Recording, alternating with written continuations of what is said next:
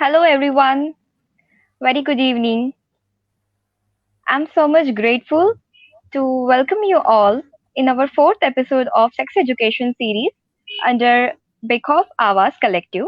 Myself, Pooja Dhanvijay. I'm a student. I'm a junior mechanical engineer. Currently, I'm learning. I'm in degree course of mechanical engineering at Amravati from PR Pote College. I worked as a news reporter in Amravati City News Channel, as well as I have keen interest in writing. I have written a book as well. My book got recently published. So, this is all about me.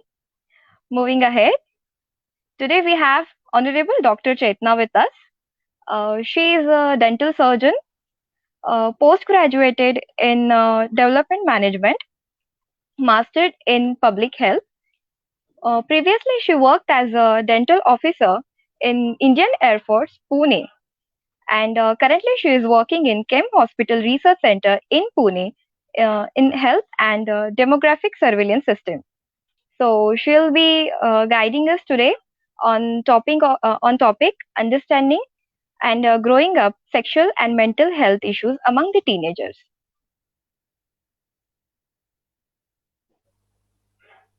Thank you so much, Pooja, for this introduction. I guess I'm audible to everyone. Is it Pooja? Yeah, yeah, hello या okay yeah. तो सभी लोग जो अभी इस link में joined है सभी लोगों को मेरी तरफ से नमस्ते आदाब प्रणाम and a very warm good evening so let's start to our today session क्योंकि आज के सेशन के लिए हमारे पास बहुत ही सीमित समय है तो आज जैसे कि हमको टॉपिक दिया गया है understanding growing up sexual and mental health issues among teenagers ये आज का हमारा टॉपिक है तो शुरू करने के लिए हम यहाँ से शुरू करेंगे जहाँ से हमारा टॉपिक शुरू होता है it means understanding growing up अब अंडरस्टैंडिंग ग्रोइंग अप मतलब हम इससे क्या समझते हैं हमें क्या समझ में आता है क्या हमने कभी ये सवाल पूछा है अपने आप से कि अंडरस्टैंडिंग ग्रोइंग अप मतलब ये क्या चीज़ होती है कैसे होता है क्योंकि हर किसी के मन में ये सवाल किसी ना किसी लाइफ के स्टेज में आया हुआ होता है मगर बात ऐसी होती है कि हमको ही खुद समझ नहीं आता है we ourself are sometimes so much confuse कि what the hell is happening in my body I don't know why I feel all this things I don't know ऐसा क्यों हो रहा है तो हमको समझ में नहीं आता है कि अंदर क्या हो रहा है इसलिए हमको ये भी समझ में नहीं आता है कि ये किन शब्दों में पूछना चाहिए हाँ और हमको ये समझ में नहीं आता है इसलिए we end up not asking appropriate questions ठीक है तो I will begin this growing up वाला journey of my life with a short story of mine. जब मुझे मेरे टीनेजर्स में ये सवाल आते थे कि अचानक ऐसा क्या हो गया अचानक मुझे घर वाले ऐसे क्यों बोल रहे हैं कि चलो अभी you sit independently and have your food independently because मैं जब छोटी थी तो मेरे पेरेंट्स अक्सर बहुत बार ऐसे ही लाड़ प्यार से मुझे गोद में लेके बैठते थे खिलाते थे और ये काफ़ी टाइम चलता रहा in my primary schools and all तो जैसे मैं हाई स्कूल में गई जैसे जैसे मैं सिक्स सेवन की तरफ जाने लगी then my parents started telling me अच्छा now you have to sit independently you have to do your work independently you have to do so and so things independently so I did not understood why my parents did that to me तो मुझे ऐसे लगा चलो ठीक ही है and then suddenly one day my हम लोग संडेज को यूजुअली आउटिंग करते थे हम बाहर जाते थे so usually it was a thing कि my dad used to take me वो गोद में लेके बैठते थे तो सडनली एक मुझे भी आदत हो गई थी कि हम ऐसा करते हैं तो एक दिन उन्होंने मुझे बोला कि हाँ इसके बाद अब तुम मेरे गोद में नहीं बैठोगी तो मुझे फिर भी समझ में नहीं आया but my my dad is actually very fond of gardening उनको बहुत अच्छा लगता है गार्डनिंग और ये सब करना तो मैं जब भी स्कूल से आती थी तो हम दोनों अक्सर गार्डनिंग किया करते थे तो एक दिन मैंने उनको ये सवाल पूछा कि आपने मुझे उस दिन ऐसा क्यों बोला क्योंकि मुझे बुरा लगा उसके साथ ही मेरे ये भी सवाल थे कि अभी हमको स्कूल में क्योंकि हमारा स्कूल में यूनिफॉर्म फिर चेंज हो गया था क्योंकि हाई स्कूल में ऐसा होता है ना कि मतलब तुम लोग जब प्राइमरी या फिफ्थ सिक्स तक होते हो तो then you have shorts and all and then फिर दूसरी हायर लेवल में जाते हो तो then they suddenly start expecting of you कि you have to behave in certain way you have to dress up in certain way सो मुझे नहीं मालूम था कि ये क्या हो रहा है तो तभी मैंने पूछा तो उन्होंने मुझे बहुत अच्छे से समझाया व्हेन वी वर गार्डनिंग कि what is the process of growing up तो हमारे गार्डन में हम लोग कुछ फूल के पौधे लाते थे जिनको हम प्लांट करते थे हमारे गार्डन में, या तो फिर हम कब कुछ सब्जियां हम खुद भी उगाते थे। धनिया होता है, मेथी होती है, so we use to plant the seeds as well. So उस दौरान फिर उन्होंने मुझे ये पूरे प्रोसेस में समझाया कि व्हाट इज ग्रोइंग अप। जिस तरह से एक पौधा बड़ा होता है, पहले वो छोटा होता है, नाजुक होता है, we all care for it, हम उस पर ज्यादा धूप नहीं आने देते। So we are protective in that sense, but जब हम थोड़ा थोड़ा बड़ा होने लगते हैं, then we make the plant survive. We give that plant sufficient amount of nutrition, sufficient amount of physical things which are needed. We give that plant manure, हम उसको सनलाइट देते हैं, मैन्योर देते हैं। अदर वीड्स जो आजू बाजू में आती है, हम उसको भी प्रोटेक्ट, प्लांट को उससे भी प्रोटेक्ट करते हैं, फ्रीक्वेंटली उसको पानी देते हैं। सो इस तरह से हमारी भी ग्रोथ होती है। And why do we do this because कल जाके ये प्लांट जब बड़ा होगा, ये अपने फ्रूट्स, अपने फल या फूल जो भी है वो बेयर करेगा। और जब ये बेयर करेगा तो वो इतना पोटेंशियल बन जाएगा कि वो हमको अच्छे क्वालिटी के फ्रूट्स और फ्लावर्स दे सके। ठीक है। और जब वो बड़ा हो जाता है तो वो अपने आप सीख जाता है, when there is a storm, when there is flood, जब बारिश होती है, बहुत धूप होती है, तो हर इसमें वो प्लांट टिका रहता है। So this is what my father has explain to me. तो इस तरह से मेरी ग्रोइंग अप वाली जर्नी शुरू हुई थी। तब से मैंने छोटी छोटी चीजों में अपने आप को समझना, और स्पेसिफिकली टीन एजेस में क्या होता है इस चीज को समझना शुरू किया। Now moving towards adolescent health, या हम इसको टीन एजर्स भी कहते हैं। अब एडोलेसेंट को मेडिकल टर्म्स के लिए और हमको समझने के लिए, और हम किन लोगों पे फोकस करें in the terms of health sector, इसके लिए इसको डिफाइन किया गया है। WHO इसको डिफाइन करता है 10 years to 19 years के जो भी स्टूडेंट्स होते हैं, from 10 to 19 years, they are called as adolescent और टीनेजर्स, हम इनको बोलते हैं। अभी इसके भी अलग अलग फेजेस होते हैं। In adolescent phase mostly there is there are 3 phases, which is early adolescent, middle adolescent and then late adolescent phase होता है। जो late adolescent phase होता है हम उसको usually young adulthood बोलते हैं। मतलब जैसे 18, 19, 20 की तरफ हम जब जाते हैं तब। सो इसके दौरान तो ये जो एडोलेसेंट फेज होते हैं एज अ होल, तो हमारे कन्वीनियंस के लिए एक्चुअली इसको डिफाइन किया गया है। बट टू अंडरस्टैंड हम इसको एक फेज की तरफ से समझने की कोशिश करेंगे। बट एक चीज आप like let it be at the back of your mind कि ये एक इतना कन्फाइंड फेज नहीं है कि 10 to 19 and yes after 19 you are adult, ऐसा नहीं है। And like you are in your childhood till 10 and then after 10 you are in your adolescent, ऐसा नहीं। it is a process। ये धीरे धीरे छोटी छोटी चीजों से ट्रांसफॉर्म होता है into adolescent, then this transforms into adulthood. ठीक है। सो ये जो एज वाला जो फैक्टर है ये मोस्टली फॉर कन्वीनियंस किया गया है, and it is necessary also. तो अगर हम समझने की कोशिश करें एडोलेसेंट को, और तो it is a phase of transition from childhood to adulthood. बचपन से अडल्टहुड में हमको जाने के लिए ये एक वेरी ब्यूटीफुल फेज है। और ये जो फेज है, ये फेज इसको इसलिए ट्रांजिशन बोला गया है क्योंकि ये हमारे अंदर बहुत सारे चीजें बदलाव इसी दौरान होते हैं। So there are a lot of psychological Exactly. so there are a lot of psychological changes, there are a lot of physical changes, there are a lot of cognitive changes। बहुत, Mental instability as well. Yes, mental health, physical health और हमारा social health, ये सारा बहुत matter करता है। और इसको एक मोस्ट वल्नरेबल स्टेज भी कहा गया है। अब ये वल्नरेबल स्टेज इसलिए कहा गया है क्योंकि हर किसी की लाइफ में ये सब चीज़ें पहली बार होती हैं। तो हमको समझ में नहीं आता है कि ये ऐसा क्यों हो रहा है। ये समझ में नहीं आता है, इसलिए हमको थोड़ी कंफ्यूजन्स होती है कि पता नहीं क्या करना है इसमें। बिकॉज हमारे ब्रेन का भी एक बैकअप होता है। हमारा ब्रेन कैसे डेवलप होता है, जैसे हम पैदा होते हैं, जैसे बायोलॉजिकल चेंजेस ब्रेन के अंदर होते हैं, वैसे हमारे एक्सपीरियंस से भी हमारा ब्रेन डेवलप होता है। तो हमारे जैसे भी एक्सपीरियंसेस होते हैं, हमारा ब्रेन पूरा उसको स्टोर करते रहता है अंदर। हाँ, तो जैसे जैसे हमको देख देख के पता चलता है कि अगर हम किसी पौधे को पानी डालेंगे तो वो बड़ा होगा, तो ये हमारा एक थॉट प्रोसेस बन जाता है बाद में, ये हमको सिखाना नहीं पड़ता है। ठीक है। तो उसी तरह से बहुत से एक्सपीरियंसेस होते हैं और वो हमारे ब्रेन में स्टोर होते हैं।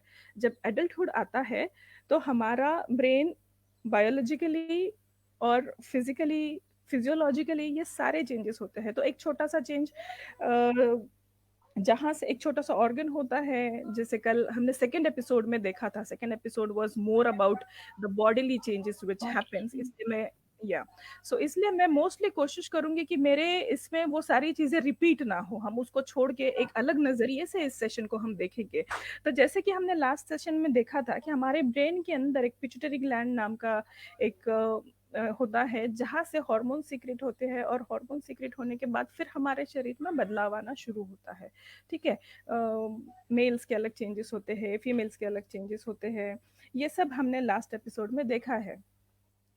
तो ये सब जो होता है, तो इसके दौरान हमारा शरीर तो बदलता है मगर हमारा मन भी बदल रहा होता है। ठीक है, तो ये जो अडल्टहुड होता है कि ये व्हाट इज दिस एग्जैक्टली, ये कैसे दिखता है, इसके कैरेक्टरिस्टिक्स क्या होते हैं, rather than saying characteristics I would like to say कि ये इमर्ज कैसे होता है ना। तो इसके ये जब इमर्ज होता है तो कुछ रिसर्चर्स ने इस पर रिसर्च किया है कि इसमें हम लोग क्या देखेंगे, किन किन सब चीज़ों को कैरेक्टरिस्टिक्स बोलेंगे।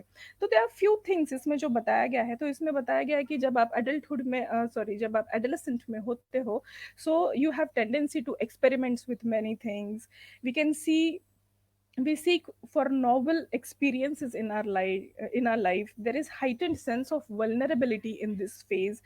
There is also low risk perception, मतलब हमको ऐसा लगता है ना कि अरे ये तो क्या हो जाएगा, हम कर लेंगे, ऐसा लगता है हमको, हमारा कॉन्फिडेंस भी बहुत हाई होता है। So there is low risk of perceptions, there is intense desire for independence, and इसके साथ there is inner search for our self identity as well. तो ये कैरेक्टरिस्टिक्स कुछ रिसर्चर्स ने बहुत सारा रिसर्च करके ढूंढा है, और इसको 4-5 इसमें इन्होंने लिखा है, 4-5 मेन इंपॉर्टेंट पॉइंट्स में। तो ये ऐसा है, बट जब हम सोशलाइज होते हैं, या जैसे हम घर में रहते हैं, स्कूल में रहते हैं, फ्रेंड्स के साथ रहते हैं, तो ये एडोलेसेंट दिखता कैसा है, इसको हम हमारे मेडिकल टर्म्स में सिम्टम्स बोलते हैं कि जो क्या कैसा दिखता है, क्या लगता है। तो इसके लिए भी कुछ रिसर्चर्स ने एडोलेसेंट का एक एब्रिवेशन बहुत अच्छा बनाया था, जिसमें उन्होंने लिखा था कि adolescent means aggressiveness, then it is dynamic, developing, sometimes it is depressed, then it is overconfident, overindulging, sometimes it may be obsessive also, it is so many times loud behavior, but loud all doesn't means that the person is very loud outrightly, but it also means sometimes there is loneliness in that, sometimes there is lack of information in that, sometimes then they are enthusiastic, they are explorative। इसके साथ ही बाकी भी अलग बहुत सारे context उन्होंने ऐसे describe किया है, जिसको ऐसे हम लोग मानते हैं कि ये सिम्टम्स है, ये ऐसा दिखता है हम जब सोशलाइज होते हैं तब। सो मूविंग अहेड, ये थोड़ा एडोलेसेंट के बारे में एक ब्रीफ आइडिया है। Actually this is such a big and broad topic कि हर एक चीज़ को हम अभी शायद नहीं पकड़ पाएंगे इसमें। तो एडोलेसेंट के लिए अगर हम देखते हैं तो इंडिया में India is highest in young population. So it's like 365 million population is India. We have young population comprises from age 10 to 20 24, 10 to the age of 24, or it's almost 30% of total India's population, that is 1/3 population.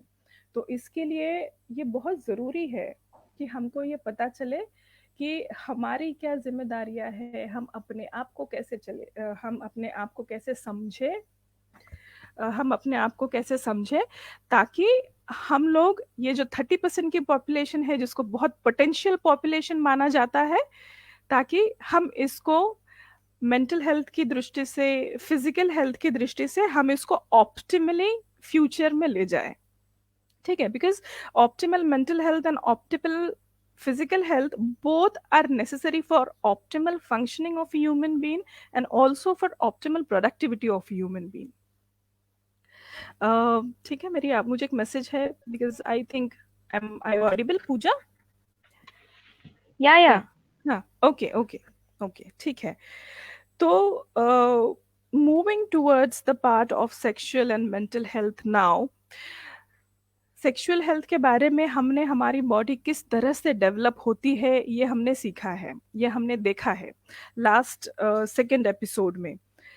और ये biological part अगर हम सोचते हैं, because I don't want to repeat the things again, और हमारे पास थोड़ा सा सीमित समय है, तो मैं चाहती हूँ कि हम ये जो सेक्सुअल इश्यूज हम किस चीज को बोलते हैं, हम इसे किस तरह से समझते हैं, इसको इस पे हम थोड़ा सा फोकस करें।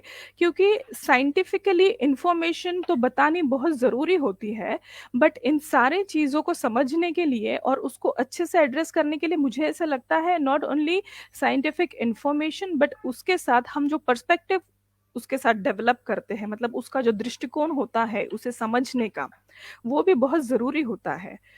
क्योंकि यही एक चीज़ जो है, apart from scientific knowledge, the perspective which you carry it will stay ahead in your life. तो जैसे हम अलग अलग हमारे हर किसी के लाइफ में एक्सपीरियंसेस होते हैं। तो when we are in adolescent age हमको अचानक ऐसे लगने लगता है कि am I really looking beautiful, मेरे पास अगर मैं लड़की हूँ तो मुझे लोग बोलेंगे, तो मुझे लगेगा कि मेरे पास भी कोई देखेगा कि नहीं, मेरे फ्रेंड को बहुत लोग देखते हैं, oh think that guys look at me और व्हाट। तो स्कूल में जब हम जाते हैं या जब हम सोशलाइज होते हैं, तो ये अलग अलग वे से रिप्रेजेंट होता है। कभी देखा है बचपन में प्राइमरी स्कूल में हमारा एक बड़ा सा ग्रुप होता है और हम सारे लोग एक साथ टिफिन खाने बैठते हैं, but when you start growing, जब तुम 12-13 साल के होने लगते हो, तो तुम्हारे ग्रुप्स इवेंचुअली थोड़े थोड़े अलग होने लगते हैं। देन यू कैन सी कि कुछ लड़के अपना अपना ग्रुप बना के अलग बैठे हैं, लड़कियां अपना अपना ग्रुप बनाकर अलग बैठे हैं, उनमें कुछ एक अलग सी गॉसिप्स होने लगती है। अब ये लोग क्या बातें करते हैं, इनको पता होता है। जैसे बॉडीली चेंजेस हमने देखे थे कि लड़कियों में ऐसा होता है, लड़कियों में ब्रेस्ट डेवलपमेंट होता है, मेंस्ट्रुएशन शुरू होता है, उनमें हेयर ग्रोथ होती है, जो प्यूबिक हेयर होते हैं, अंडर आर्म्स हेयर होते हैं, फेशियल हेयर होते हैं, ये सारा चीज़ें होने लगता है। तो ये बहुत क्यूरियोसिटी होती है। और जिस तरह से हम लोगों का अपब्रिंगिंग होता है, जिस तरह की सोसाइटी में हम रहते हैं, जिस तरह की फैमिलीज में हम रहते हैं, फैमिलीज अलग अलग टाइप की रहती है, but moreover like talking about the society, इन चीज़ों को हमेशा हम दबी आवाज में बात करते हैं, हम ऐसे फ्री टॉक्स नहीं कर पाते हैं। शायद आज की जनरेशन ये करती है मेरे ख्याल से, बट फिर भी जितना एक्सटेंट पे ये होना चाहिए ये नहीं होता है। अब जितना हमने देखा है कि ये चीजें तो होती है, बट फिर करना क्या है। हम लोग पेरेंट्स को तो ये पूछ नहीं सकते क्योंकि ये अनयूजुअल है, क्योंकि हमने कभी देखा नहीं होता है कि घर में तो ऐसा किसी ने किसी के साथ बात किया नहीं है पहले, हमने किसी को सुना नहीं है ना किसी को देखा है ऐसे सेंसिटिव टॉपिक पे बात करते हुए, और हमको ऐसा लगता है कि शायद मुझे ही हो रहा होगा। इसके साथ एक कॉम्प्लेक्स भी हमारे अंदर डेवलप होता है। ये कॉम्प्लेक्स क्या करता है, ये कॉम्प्लेक्स हमको ना फ्रीली इस चीज पे बात नहीं करने देता है। So what we choose to go to our friends जो हमारे साथ रहते हैं, we choose to go to our groups and gossip about it, कि अरे मुझे ऐसे हुआ, तुझे हुआ क्या, फिर इसको हुआ क्या, ये सब होता है। ये लड़कियों के भी ग्रुप्स में होता है, लड़कों के भी ग्रुप्स में होता है। लड़के जैसे बड़े होते हैं, उनकी एक आवाज में होर्सनेस आने लगता है, उनको बियर्ड मुस्टैच आने लगती है, उनका भी बॉडीली हेयर ग्रोथ होता है, जेनाइटल्स ग्रोथ होता है, ये सारी चीजें होते हैं उनको। वेट ड्रीम्स या जिसको नाइट फॉल बोलते हैं, ये सब होने लगता है। This are all normal things and this is all, it happens to everyone. ये सब ये नॉर्मल है, ये बोलना तो हमको आसान है, बट उस स्पेसिफिकली उस वक्त हमको ऐसे लगता है अरे ये मुझे हो रहा है। और क्योंकि हमने कभी सुना नहीं होता है और देखा नहीं होता है, और हमारी जो मीडिया है, हमको अपनी मीडिया भी ऐसे कभी नहीं बताती है ज्यादा। अगर आप मूवीज देखो, सीरियल्स देखो, जो भी यूजुअली देखा जाता है आप इसमें देखो, तो यूजुअली ये सारी चीजें ना एकदम दबी आवाज में बोली जाती है। मूवीज में भी देखो, तुम कुछ भी देखो, और ये एक बार नहीं होता है, ये फ्रीक्वेंटली होते रहता है। ये फ्रीक्वेंटली होते रहता है, इसलिए हम बचपन में इस चीज को इम्बाइब कर जाते हैं। हमको ये बोल के कोई सिखाता नहीं है कि ये तुमको पूछना नहीं है। हम इसको इनडायरेक्टली, अनकॉन्शियसली हम इसको इम्बाइब कर जाते हैं कि अच्छा ये चीज है ना, बोलनी नहीं है। तो इसके लिए फिर हम जाके अपने ग्रुप्स में ये डिस्कस करते हैं कि अच्छा, फिर हमको तभी पता चलता है कि अच्छा तुझे भी हो रहा है, मुझे भी हो रहा है, पर अपन बाकी लोगों को नहीं बोलेंगे। और हम किनके साथ, किसके साथ ये बात करते हैं, ये भी बहुत डिपेंड करता है। हम सारे फ्रेंड्स के साथ तो ये सब डिस्कस नहीं करते, हम कुछ ही लोगों के साथ ये सब डिस्कस करते हैं जो हमें कंफर्टेबल लगते हैं, जो हमारे जैसे हैं, जो जिनको हमको जो हो रहा है वो उनको हो रहा है, ये जो हमको पता होता है जिनके बारे में, हम उन्हीं के साथ ये डिस्कस करते हैं। तो मुझे ऐसे लगता है कि ये एक बहुत अच्छा ओपनिंग पॉइंट होता है कि हम एक्सप्रेस तो करना चाहते हैं कि हमको कुछ हो रहा है, बट हम नहीं कर पाते। तो इसके दौरान ये भी होता है कि अट्रैक्शंस भी बहुत बढ़ते हैं अपोजिट सेक्स की तरफ, ये भी बहुत नॉर्मल होता है। लड़कियों को लगता है कि मैं अच्छी दिखनी चाहिए या किसी ने मुझे पसंद करना चाहिए, और लड़कों को ऐसे लगता है कि उन्होंने इतना अट्रैक्टिव होना चाहिए कि they should grab attention of girls. ये सारी चीज़ें होती है, एंड ये नॉर्मल भी होती है। हमको इस चीज़ को समझना ज़रूरी है कि अगर ये सब आपको हो रहा है तो आपकी ग्रोथ नॉर्मल तरीके से हो रही है, और ये सब चीज़ें अगर आपको नहीं हो रही है तो हमारी जो ग्रोथ है, इट इज समथिंग डिफरेंट, और it has some other characteristics than normally what happens. इसको हमको समझना पड़ेगा, ठीक है। और एक इम्पॉर्टेंट चीज़ हमको जो लगता है कि ये एज में जो हमको अट्रैक्शंस होते हैं, वो सच में अट्रैक्शन होता है क्या? हम्म, हम लोग इसको ये जो अट्रैक्शन होता है इसको कभी कभी इन्फेचुएशन भी बोलते हैं। हमको ऐसा लगता है कि this is love, but this is actually not love. So most of the time we confuse what is attraction, between attraction and love. हम डायरेक्टली इस फेज में क्यों जंप कर जाते हैं लव वाले? क्योंकि हमने वैसे देखा होता है, टीवी में देखा होता है, हमारे एल्डर्स होते हैं या जो हमारे आसपास हमारे सीनियर्स होते हैं, एल्डर्स होते हैं, तो फिर हम उनको देखते हैं, हम कभी कपल्स को देखते हैं तो हमको ऐसा लगता है कि यार थोड़ा बहुत अट्रैक्शन भी हो जाता है ना, तो हाँ शायद यही वो है जिसके साथ हमको जिंदगी गुजारनी है। ऐसा कुछ हम एक परसेप्शन बना के चलते हैं। So this all things happen. एक इम्पॉर्टेंट चीज इसमें जो होती है, ये वो होती है कि हम इसको एड्रेस कैसे करें, हम इसको समझे कैसे। हम्म, अब ये होता है हमारे अंदर तब तो जाके हमको ये समझ में आता है कि कुछ तो हो रहा है, बट हम ये नहीं समझ पाते कि क्या हो रहा है। अब क्या हो रहा है इसको समझने के लिए हमको कुछ ना कुछ तो करना पड़ेगा। अब कुछ ना कुछ करना पड़ेगा, इसका मतलब क्या करना पड़ेगा? तो हम कुछ ऑप्शंस ढूंढते हैं। तो हम यूजुअली ऑप्शंस में क्या ढूंढते हैं? हम यूजुअली ऑप्शंस में इंटरनेट, या तो फिर कोई मैगजीन्स, या तो कोई फ्रेंड्स, हम ये सब ढूंढते हैं, ठीक है। हम इसमें आसानी से क्या स्किप कर जाते हैं? हम इसमें आसानी से पेरेंट्स को स्किप कर जाते हैं, हम पेरेंट्स। इसमें आसानी से या पेरेंट्स को स्किप कर जाते हैं, हम इसमें आसानी से अपने टीचर्स को स्किप कर जाते हैं, और हम इसमें आसानी से अगर एल्डर कोई health, brother sister. Yes, elders को भी, फैमिली मेंबर्स एल्डर्स उनको स्किप कर जाते हैं। और इनके apart from this we also skip the health care professionals, ठीक है। Because there are lot of complexes हमारे अंदर जो डेवलप होती है इसके दौरान। सी व्हेन एक किसी लड़की का जब थोड़ा फिगर चेंज होने लगता है तो शी गेट्स कॉन्शियस, ठीक है। हमको भी या होता है। हाँ, मुझे भी थोड़ा कॉन्शियस हुआ था कि ओ माय गॉड ये क्या हो रहा है, अभी तो ये ड्रेस सूट नहीं करेगा, अब क्या करेंगे। या लड़कों को भी ऐसा होता है कि लड़कों को यूजुअली जब उनकी आवाज़ चेंज होती है, यूजुअली जब उनको नॉक्टर्नल इजेक्शंस होने लगते हैं, सॉरी नॉक्टर्नल इजैकुलेशंस होने लगते हैं, उसको वेट ड्रीम्स भी बोलते हैं, ये सब होने लगता है, तो उनको ऐसा लगता है कि ये क्या हो रहा है, ये नहीं होना चाहिए, ये गलत है। ये गलत है। ये इसको हमको ये समझना पड़ेगा कि ये गलत या सही का मामला नहीं है, ठीक है। इट इज नॉट करेक्ट और wrong, it is the process of life, it is the biological process of life, it is the psychological process of life, and that is normal, ठीक है। इसको हम गलत इसलिए समझते हैं क्योंकि हमने कभी किसी से ये सुना नहीं होता और हमको किसी ने बताया भी नहीं होता है कि ये सब होने वाला है। हमारी मैक्सिमम फैमिलीज में ऐसा नहीं होता है। जब हम बड़े होते हैं, right from the childhood to adolescent to adulthood, हमको ये कभी बताया नहीं गया होता है कि जब तुम बड़े होगे तब तुम्हारे साथ क्या क्या होने वाला है, या तुम्हारे साथ क्या हो सकता है, या तुम्हारे अंदर या तुम्हारे शरीर में क्या बदलाव होने वाले हैं। ये हमको कभी बताया नहीं जाता है, क्योंकि हमारे पेरेंट्स को या हमारे एल्डर्स को ऐसे लगता है कि हम भी तो बड़े हुए हैं, हमको तो सही, हमको भी तो सही समय में समझ में आया है, बच्चों को भी समझ में आ जाएगा, है ना? ऐसा होता है, बट इसमें बहुत अलग होता है, बिकॉज हमारे पेरेंट्स वो होते हैं जो हमारे ग्रैंड पेरेंट्स ने उनको वैसे उस तरीके से पाला बड़ा किया होता है। हम अलग जनरेशन है, हमारी पेरेंट्स अलग जनरेशन से। हम हमारा जो अपब्रिंगिंग होता है, हमारे पेरेंट्स ने उस तरह से किया होता है जो उन्होंने उनके पेरेंट्स से सीखा होता है। मे बी शायद हम लोग भी इसी तरह से रिप्रेजेंट करेंगे। हमारे पेरेंट्स ने हमको जिस तरह से पाला बड़ा है, हम शायद हमारे बच्चों को उस तरह से हम पेरेंटिंग करेंगे। ठीक है, Yeah. बट या but along with this generations हमको ये समझना है कि जब हम रेडी होते हैं according to the upbringing of our parents, we are ready for their generation may be. और हम जब बाहर सोशलाइज होते हैं, स्कूल्स में, कॉलेजेस में, अलग प्लेटफॉर्म शेयर करने लगते हैं, तब हम अपने आप को रेडी करते हैं for an present and ongoing generation.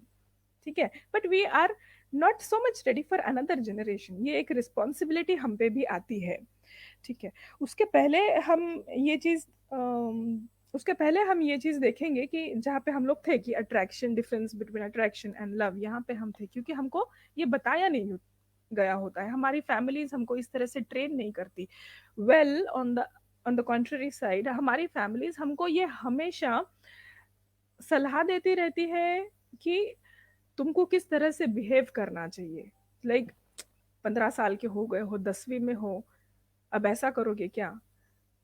अभी तो तुमको ये सीख जाना चाहिए, ऐसी बातें नहीं करना चाहिए, ऐसा नहीं 10th बैठना तक तो चाहिए। काफी रेस्ट्रिक्शन काइंड हाँ, ऑफ चीजें ही घर पे हम एक्सपीरियंस करते हैं जो हाँ, टीनेज बच्चे होते हैं। हाँ, yes, yes, it is very true. तो ऐसा होता है, हमको ये समझाया नहीं जाता है कि क्या बदलने वाला है हमारे अंदर, अगर कुछ होगा तो हमको उसको किस तरह से एड्रेस करना है, ये हमको नहीं सिखाया जाता है। बट अभी हमारे स्कूल में, एजुकेशनल करिकुलम में कुछ हम मतलब साइंस में हमको ये सब सीखने मिलता है कि बॉडीली चेंजेस क्या होते हैं। बट क्या सिर्फ बॉडीली चेंजेस को पढ़ के हम अपनी प्रॉब्लम्स को सॉल्व कर सकते हैं? ठीक है, ये जानना बहुत जरूरी है, बट सिर्फ हमको साइंटिफिक नॉलेज नहीं चाहिए।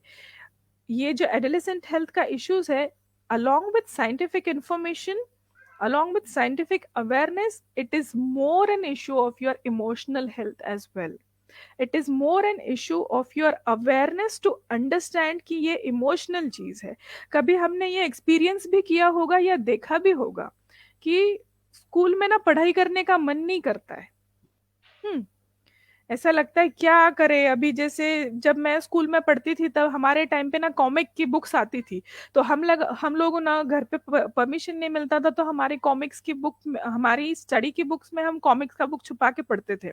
ये पता नहीं अजीब अजीब से कुछ तो शौक होते हैं। तो ऐसा कुछ तो होता है, तो पढ़ने का मन नहीं करता है, ये क्यों नहीं करता है?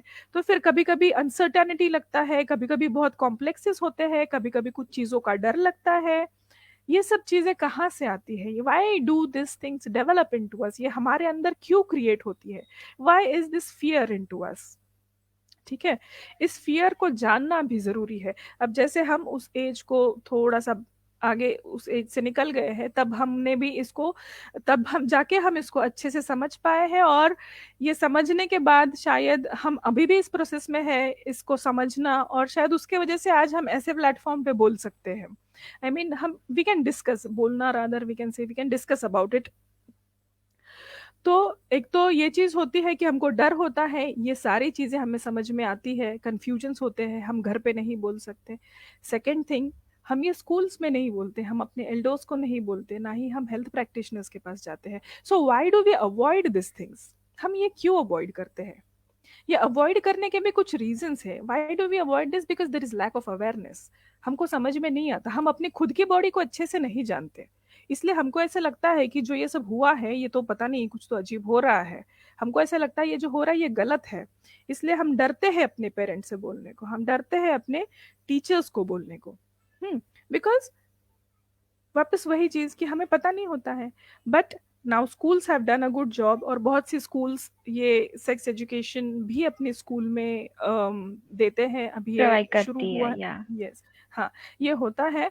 But when we use, I don't know whether we should use how we should use this term, क्योंकि जब सेक्स एजुकेशन बोलते हैं तो मोस्टली लोगों को ऐसे लगता है कि हाँ, एक क्यूरियोसिटी जो होती है ना, कि फीमेल्स, लड़कियों को क्यूरियोसिटी होती है कि how does male genitals look, लड़कों को क्यूरियोसिटी होती है how does female genitals look. It's all about like हाँ, देखने मिलेगा या इसमें हमको समझेगा इसमें क्या होता है। It's more beyond that. Sexual health is more beyond only your sexual organs. It is much more beyond only having a sexual act. It is much more beyond a girl and a boy coming together. ये इतना उसके आगे जाता है sexual health. इसका मतलब ये है कि how do we look at our self, हम अपने आप की बॉडी को कैसे समझते हैं, हम अपने आप के पास हम अपने आप को किस तरह से देख सकते हैं। क्या हम उतना रिस्पेक्टफुली अपने आप के पास देख सकते हैं जितना रिस्पेक्टफुली हम अपने खुद के पास देख सकते हैं? क्या हम उतना ही रिस्पेक्टफुली सामने वाले पर्सन को देख सकते हैं, irrespective of weather he is a girl और अ बॉय और अ ट्रांसजेंडर और एनीवन? उतना रिस्पेक्टफुली हम देख सकते हैं कि नहीं? जब हम अपनी बॉडीज को समझते हैं और जब हम किसी और की बॉडी को भी समझते हैं, क्या ये हमारी दृष्टिकोण को हेल्दी बनाता है? क्या ये हमारे दृष्टिकोण बनाने में हमको मदद करता है? और ये जो दृष्टिकोण हमारे ऐसे बनते हैं कि क्या ये दृष्टिकोण हमारी हेल्दी हैबिट्स में कन्वर्ट होती है? ठीक है, बिकॉज ये जो भी हमारी हैबिट्स तैयार होंगी, it will later on calculate, it will later on help you to form your own character. ये तुम as a whole human being के लिए ये एक डेवलपमेंटल फेज है, और ये सारी चीजें बहुत जरूरी, बहुत इंपॉर्टेंट है, and addressing it is also very important. तो sexual health comprises of all this, because what happens most of the time, जब स्कूल्स में या ओपन प्लेटफॉर्म्स में जब सेक्सुअल हेल्थ के बारे में बोला जाता है, तभी बहुत बार ऐसे होता है कि अरे क्या है, ओपन प्लेटफॉर्म में बोलने वाली चीज़ है क्या, हर किसी को तो समझ में आता है। हाँ, you will learn that when, तुम जब उस एज में आ जाओगे, तो वो जो टाइम आएगा तो सीख जाओगे। ये एक बहुत ही कॉमन सा सेंटेंस बहुत बार यूज होता है। तो ये ज़रूरी है, ठीक है। हमको मतलब आई एम वेरी थैंकफुल कि इस प्लेटफॉर्म पे मुझे बोलने का मौका मिला, और मैं ये सब चीज़ें बोल रही हूँ because being from a medical background, I am always expected to speak very scientific things, और मेरा बहुत सारा शेयरिंग इस टॉपिक में हमेशा बहुत एक साइंटिफिक साइड से रहा हुआ है। सो बैक ऑफ आवाज is, I think, till date the only platform which have asked me to speak on this topic apart from the scientific things। तो ये मेरे लिए एक बहुत खुशी की बात है। So moving towards our discussion again, so what do we do? जब हमको समझ में आता है कि हमारे अंदर चेंजेस हो रहे हैं, तो हमको क्या करना चाहिए? ठीक है, सबसे पहले तो ये हम समझते हैं ये हमारे अंदर नहीं रह पाता है, ये किसी ना किसी तरह से तो रिप्रेजेंट होना ही है। तुम इसको बोलो, तुम ना बोलो, तुम इसको अपने अंदर रखो, तुम इसको सिर्फ एडोलेसेंट एज तक अपने अंदर रखो या तुम एडल्टहुड तक अपने अंदर रखो, ये किसी ना किसी स्टेज में रिप्रेजेंट होता ही है। ठीक है, इसका रिप्रेजेंटेशन का भी अलग अलग फॉर्म्स होता है। When you see like a group of girls or boys gossiping, this is also a form of representation। जब हम स्कूल्स में देखते हैं कि कुछ स्टूडेंट्स अपने टीचर्स को मॉक करते हैं, मतलब टीचर्स को चिढ़ाते हैं, it is also a kind of representation जो वो बोल नहीं सकते। कुछ कुछ बच्चे स्कूल में ऐसे होते हैं जो अननेसेसरीली अपने टीचर्स की जोड़ियां बनाते हैं। तो this is also another form of representation. Some students they want to say, उनको बहुत एक दूसरे के करीब बैठना होता है। जैसे कुछ हम लोग, हमको ऐसे लगता है कि they are very fast friends, ये बहुत ही दोनों इतने खास दोस्त है कि एक दूसरे के बिना रह नहीं पाते। But this is also one form of representation कि हाँ, हम बहुत चिपक चिपक के बैठते हैं एक दूसरे को, कैसे करते हैं। So there are like few experiences. हम लोग जब स्कूल प्रोग्राम्स करते हैं, स्कूल में जाते हैं, तो कुछ बहुत सी चीज़ें होती है। तो जब हम सेशंस लेते हैं तो कभी कभी ये कन्फ्यूजन्स के बारे में स्टूडेंट्स हमको कुछ चिट्ठियों में लिख के भेजते हैं कि उनकी क्या प्रॉब्लम्स है, ये हम एड्रेस तो करते हैं। But like one of the experience I would like to share, एक स्कूल में जो हमारे साथ हुआ था। और so like there were two girls from 6th class. उनका ऐसे था कि वन फाइन डे हमारे जो माउशी मामा ये लोग जो होते हैं उन्होंने उनको देखा कि वो स्कूल में टेरेस पे दोनों ही थी, लड़कियां दोनों ही गई। और एक्सक्यूज मी। तो वो जब स्कूल में गई तो टेरेस के ऊपर जब ये दोनों ही थे तो लड़कियां ये दोनों ने ना they undressed each other and they touched each others body कि how do they feel. And then they were trying they were trying to get close to each other. तो ये क्या हो रहा था, तो ये कॉलेज में देखा। But like thanks to the education system कि अभी ये सारी चीज़ों के बारे में अवेयरनेस बढ़ गया है। तो फिर उनको टीचर्स के पास लाया गया, ये चीज इसको डिस्कस किया गया, इसको एड्रेस किया गया, और वो इतनी हेल्दी वे में एड्रेस किया गया कि अगर आज उन दोनों को हम देखा, मतलब अगर हम देखते हैं, so they have very good perspective about this, about their developing in teen ages, about their growth and, और उनके जो मिसकंसेप्शंस थे वो भी बहुत दूर हो गए हैं। तो ये इस तरह ये भी एक अलग फॉर्म ऑफ रिप्रेजेंटेशन है। कभी कभी हम देखते हैं कि दे आर सर्टेन स्टूडेंट्स जो घर नहीं जाते स्कूल खत्म होने के बाद। उनके पेरेंट्स की हमेशा कंप्लेंट रहती है कि हमारे बच्चे घर में नहीं आते जल्दी, स्कूल तो 3 बजे खत्म होता है, ये 5 बजे तक घर पे नहीं आता है, पता नहीं कहाँ रहता है, बोलता है इसके घर पे गया उसके घर पे गया। These are different form of representation. हमको इसको भी अपने डिस्कशन में रखना ज़रूरी है कि ये जो अलग चीज़ें हैं इसको हम किस तरह से पहचानें। सो ये जो होता है, ये इन लड़कियों के साथ जो हुआ है या लड़कों के साथ जो हुआ है, होता है, ये why does this happens? I think this have a lot to do with media, या तो फिर फ्रेंड्स के साथ गॉसिप होती है, देन कोई तो फ्रेंड्स में हमको कुछ तो बोलता है कि अरे चलो ये देखते हैं, तो इसमें से पोर्नोग्राफी का ये जन्म होता है। Then you get introduce to pornography, you see such kind of things and you learn wrong things in your developing stage. और इस डेवलपिंग स्टेज में जब गलत चीज़ें सीखी जाती है, you carry it for a very long time. तो मीडिया का इसमें मुझे ऐसा लगता है बहुत ज़्यादा इम्पैक्ट है, क्योंकि मीडिया बार बार हमको दिखाते हैं, मूवीज़ में दिखाते हैं, मूवीज़ में जिस तरह से रिप्रेजेंट होता है, मूवीज़ में जिस तरह के सॉन्ग्स पिक्चराइजेशन होता है, जितने बोल्ड सीन्स होते हैं, तो ये चाइल्डहुड से एडोलेसेंट की तरफ जाने वाले बच्चे होते हैं, इनमें क्यूरियोसिटी होती है। This is a very curious phase of life. Every student in this phase is a very curious child. So उनको लगता है कि ये क्या होता है, ये क्यों होता है, ये ऐसा करने से कुछ अलग होता है क्या, क्या लग बहुत भारी लगता है क्या। तो similarly when you try to get into such kind of activities, ये अगर सही समय पे एड्रेस होता है तो इसका आउटकम भी अच्छा होता है।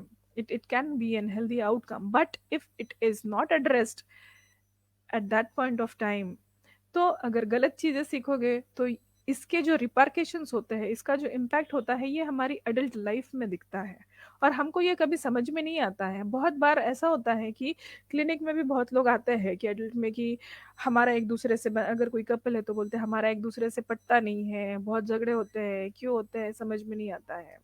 स्कूल के जब बच्चे आते हैं तो बोलते हैं कि पढ़ाई में मन नहीं लगता है, अनसर्टनिटी बहुत लगती है, डर लगता है, कंसंट्रेशन नहीं कर पाते हैं, बार बार नई नई चीजें करने का मन करता है, ये सारी चीजें ऐसी होती है। तो इसके दौरान और एक चीज जो होती है, सो लॉट ऑफ पीपल ये जो पोर्नोग्राफी को फॉलो करते हैं, अलग अलग मैगजीन्स को फॉलो करते हैं, या गलत तरीके के, नॉट गलत बट जो नहीं होना चाहिए उस तरीके के गॉसिप्स जो करते हैं, उसके अंदर भी हमको उत्तेजित करने वाली चीजें होती है। तो वो जब तुम देखते हो या पढ़ते हो या इस तरह का कुछ सुनते हो, तो हमारे अंदर फिर कुछ हार्मोन्स रिलीज होते हैं, कुछ मसल्स एक्टिवेट होती है, और फिर इस तरह के अर्जेस शुरू होने लगते हैं। Then students mostly get into the act of masturbation. जब ये होता है, अब ऐसे साइंटिफिकली जब हमको लोग पूछते हैं तो scientifically we do tell such kind of things कि मास्टरबेशन इज नॉर्मल, ये होता है नॉर्मली। अगर स्टैटिस्टिकली हम इसको देखते हैं, अगर हम रिसर्च की तरफ थोड़ा ध्यान देते हैं और स्टैटिस्टिकली समझने की कोशिश करते हैं, तो इंडियन कंटेक्स्ट में अगर हम देखने की कोशिश करते हैं, so it is almost 93% of mails who do masturbation and it is 63% of females who do masturbation, and it is a normal process। ये गलत नहीं है, ये अनहाइजीनिक भी नहीं है, बट हम इसको कहाँ से गलत समझना शुरू करें? जब हम ऐसा बोलते हैं कि ये नॉर्मल है, जब आपको ऐसे अर्जेस होते हैं तो ये करना इज सेफ, व्हेन वी से it's normal and safe, so when does this, ये गलत का कहाँ, ये बहुत थिन लाइन होती है ये सब चीजों को डिमार्केट करने के लिए, तो हम गलत कहाँ से बोलेंगे, ये गलती की शुरुआत कहाँ से होती है? तो जब भी, हेलो, या हेलो, या, सो जब भी ये मास्टरबेशन वाला चीज आता है, जब हम इसको नॉर्मली, एंड सॉरी, जो मैंने आपको स्टैटिस्टिक्स बताया, it is global statistics, it's not Indian statistic, it's globally 93% of males and 63% of 63% of females, females. Yeah, so when does it starts, when do we have to demarcate that ये गलत आदत है? Clinic में ऐसे लोग आते हैं जो बोलते हैं कि नहीं, बहुत बार मास्टरबेट करने का मन करता है, आदत लग जाती है। So if it's happening to you to up to certain times, एक कुछ लिमिटेड टाइम में अगर है, तो आप सेफली नॉर्मली कर सकते हो। इसको आपको समझ में आता है कि हमारी बॉडी जिस तरह से ग्रो होनी चाहिए वो नॉर्मल तरीके से ग्रो हो रही है। अगर ये ऐसा नहीं हो रहा है तो हमको ये समझना है कि हमारी बॉडी कुछ अलग तरीके से ग्रो हो रही है और कुछ अलग कैरेक्टरिस्टिक्स दिखा रही है, ठीक है। मगर जब ये हैबिट बन जाती है, when you indulge in such kind of acts very very frequently, और इसकी फ्रीक्वेंसी इतनी बढ़ जाती है कि अगर आप ये ना करो तो आपको, आप अनईजी होते हो, आपको डिफिकल्ट लगता है, unless and until you do that act, तब तक आप किसी भी चीज पे ध्यान नहीं दे सकते हैं। इसको हम लोग एडिक्शन भी बोलते हैं। When your habit is turning into addiction, then it starts getting problematic.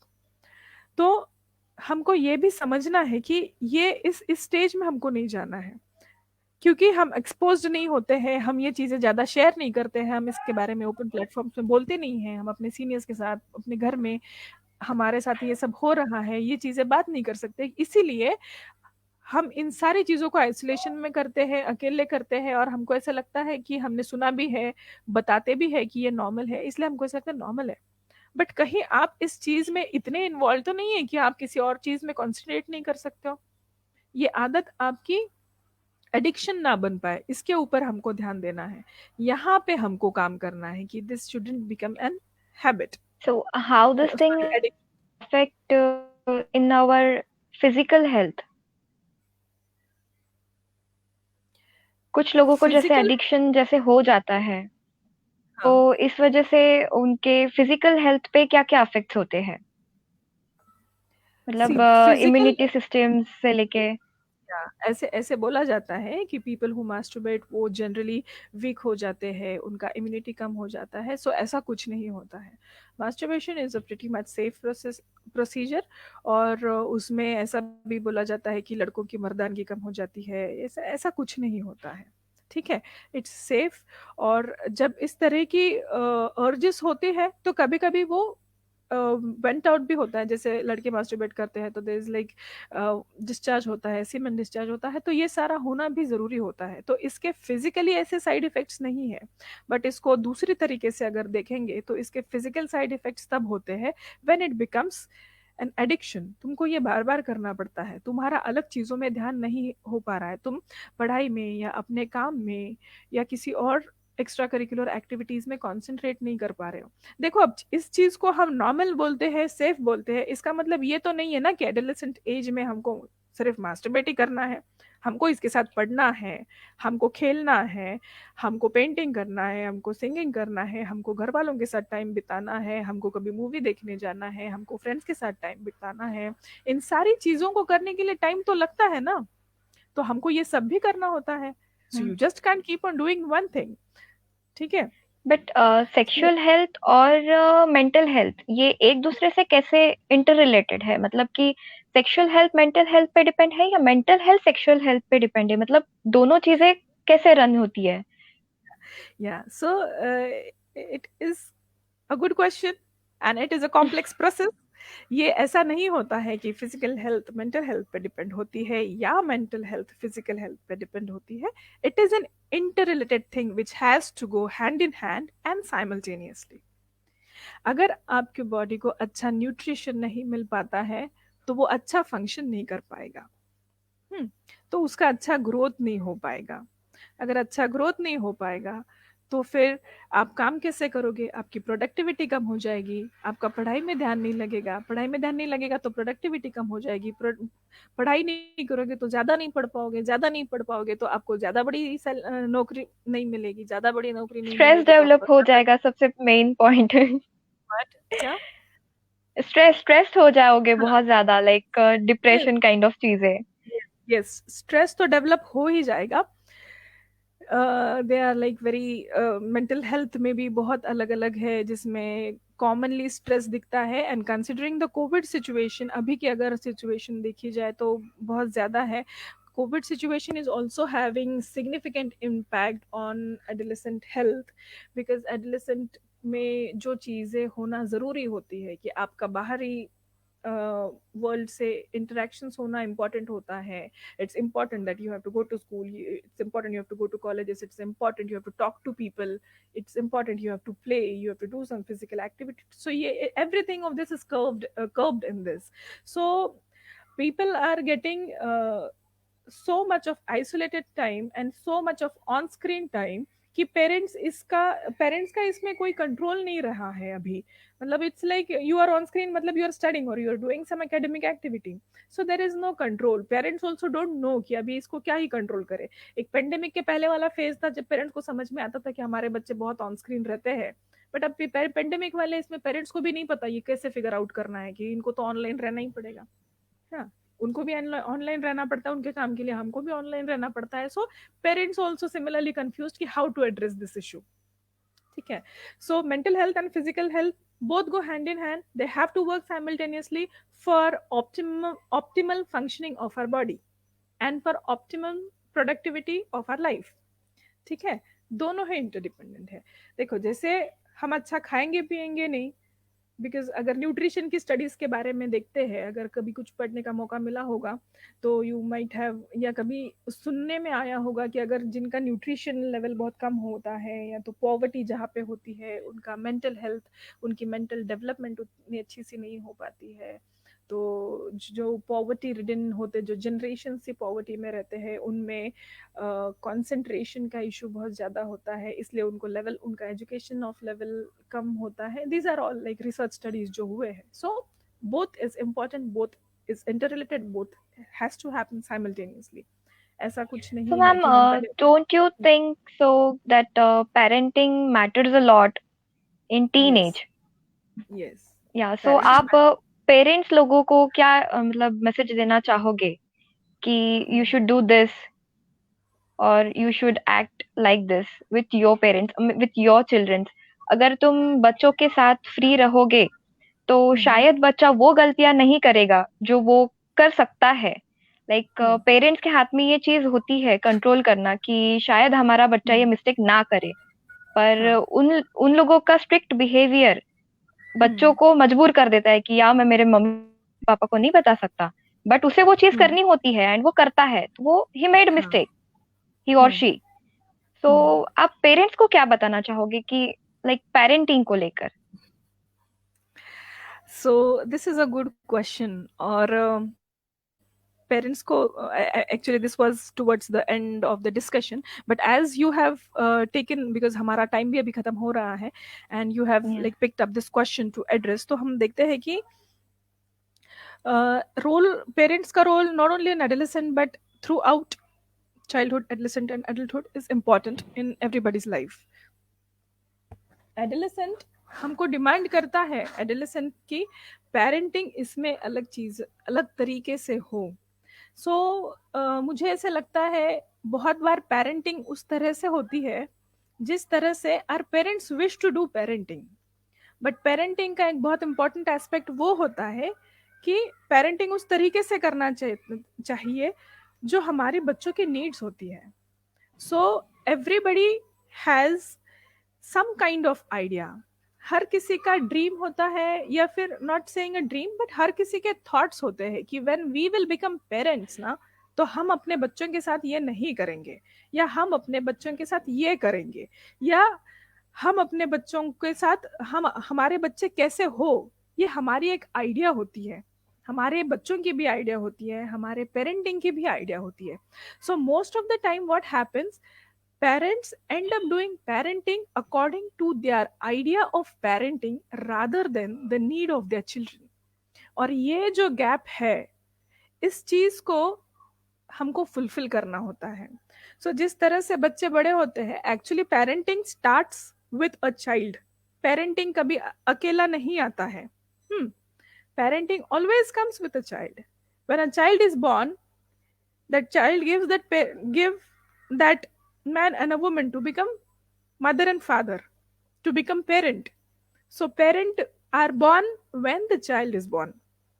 So ये दोनों प्रोसेस इतने एक साथ चलते हैं, इतने साइमल्टेनियसली चलते रहते हैं कि it's not only about upbringing of a child, it's more focused होना भी चाहिए. चाइल्ड का अपब्रिंगिंग, बच्चे हमारे कैसे बड़े होते हैं, ये फोकस होना ही चाहिए.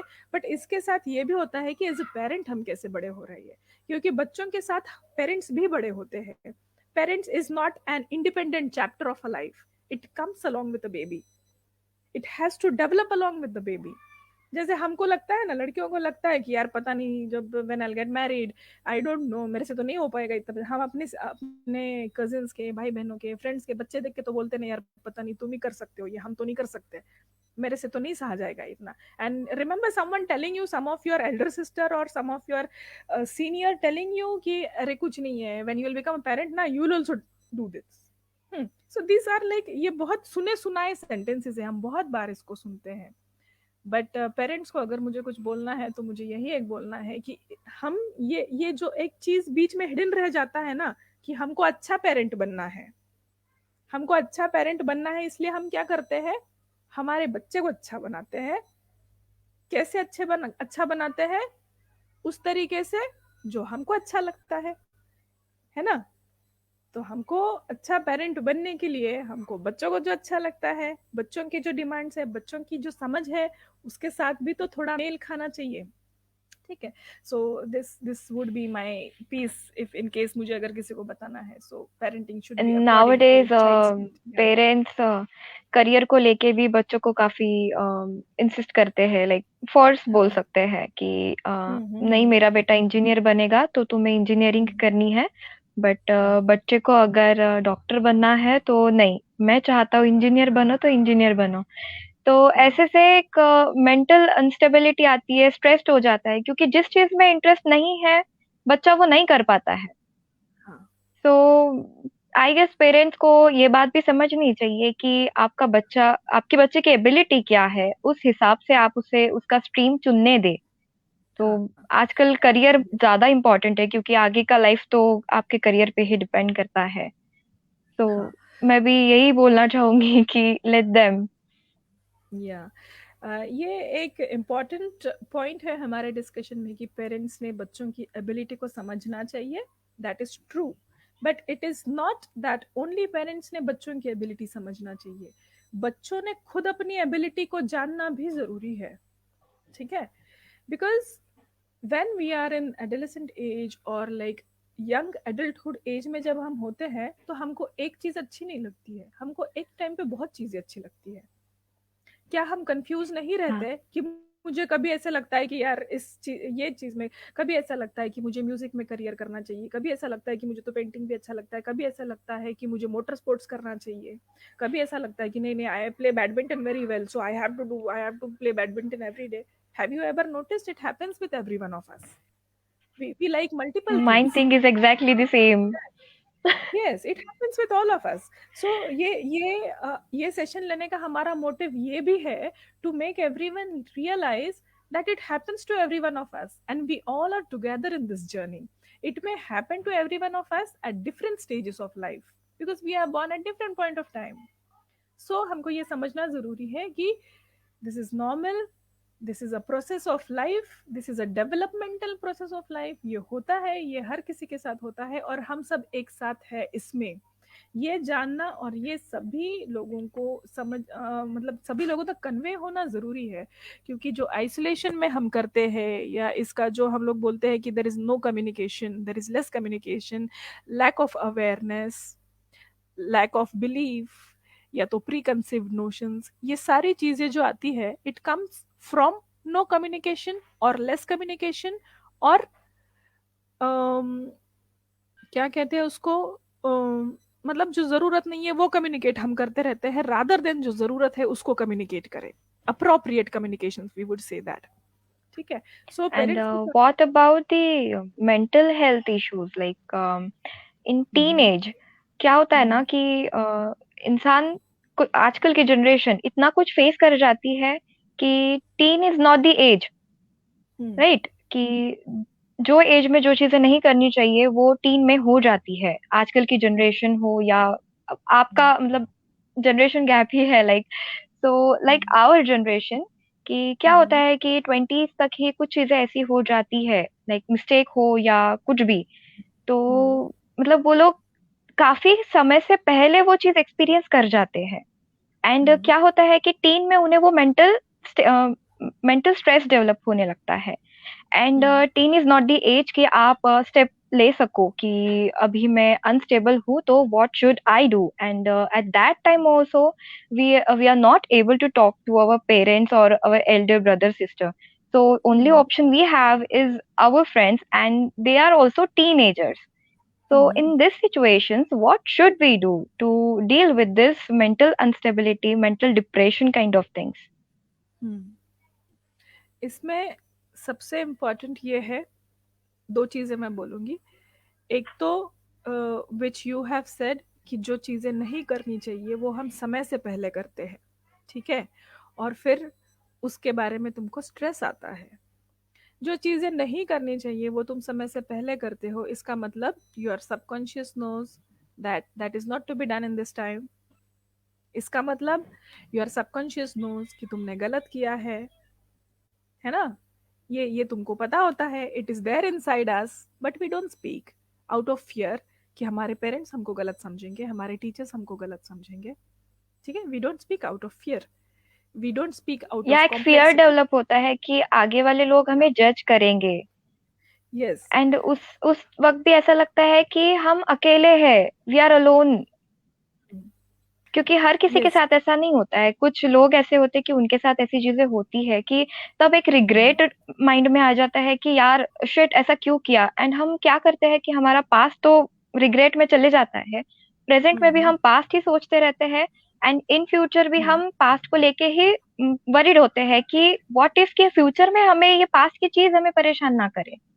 Yes exactly, you have said this very truly, क्योंकि मेंटल हेल्थ के स्टैटिस्टिक्स अगर हम देखेंगे तो it's almost 50% of mental health problems which occur in adulthood, जो अडल्ट साइकेट्री प्रॉब्लम्स हमको दिखते हैं, उसके 50% of problems start with the age of 14 और बिफोर द एज ऑफ 14।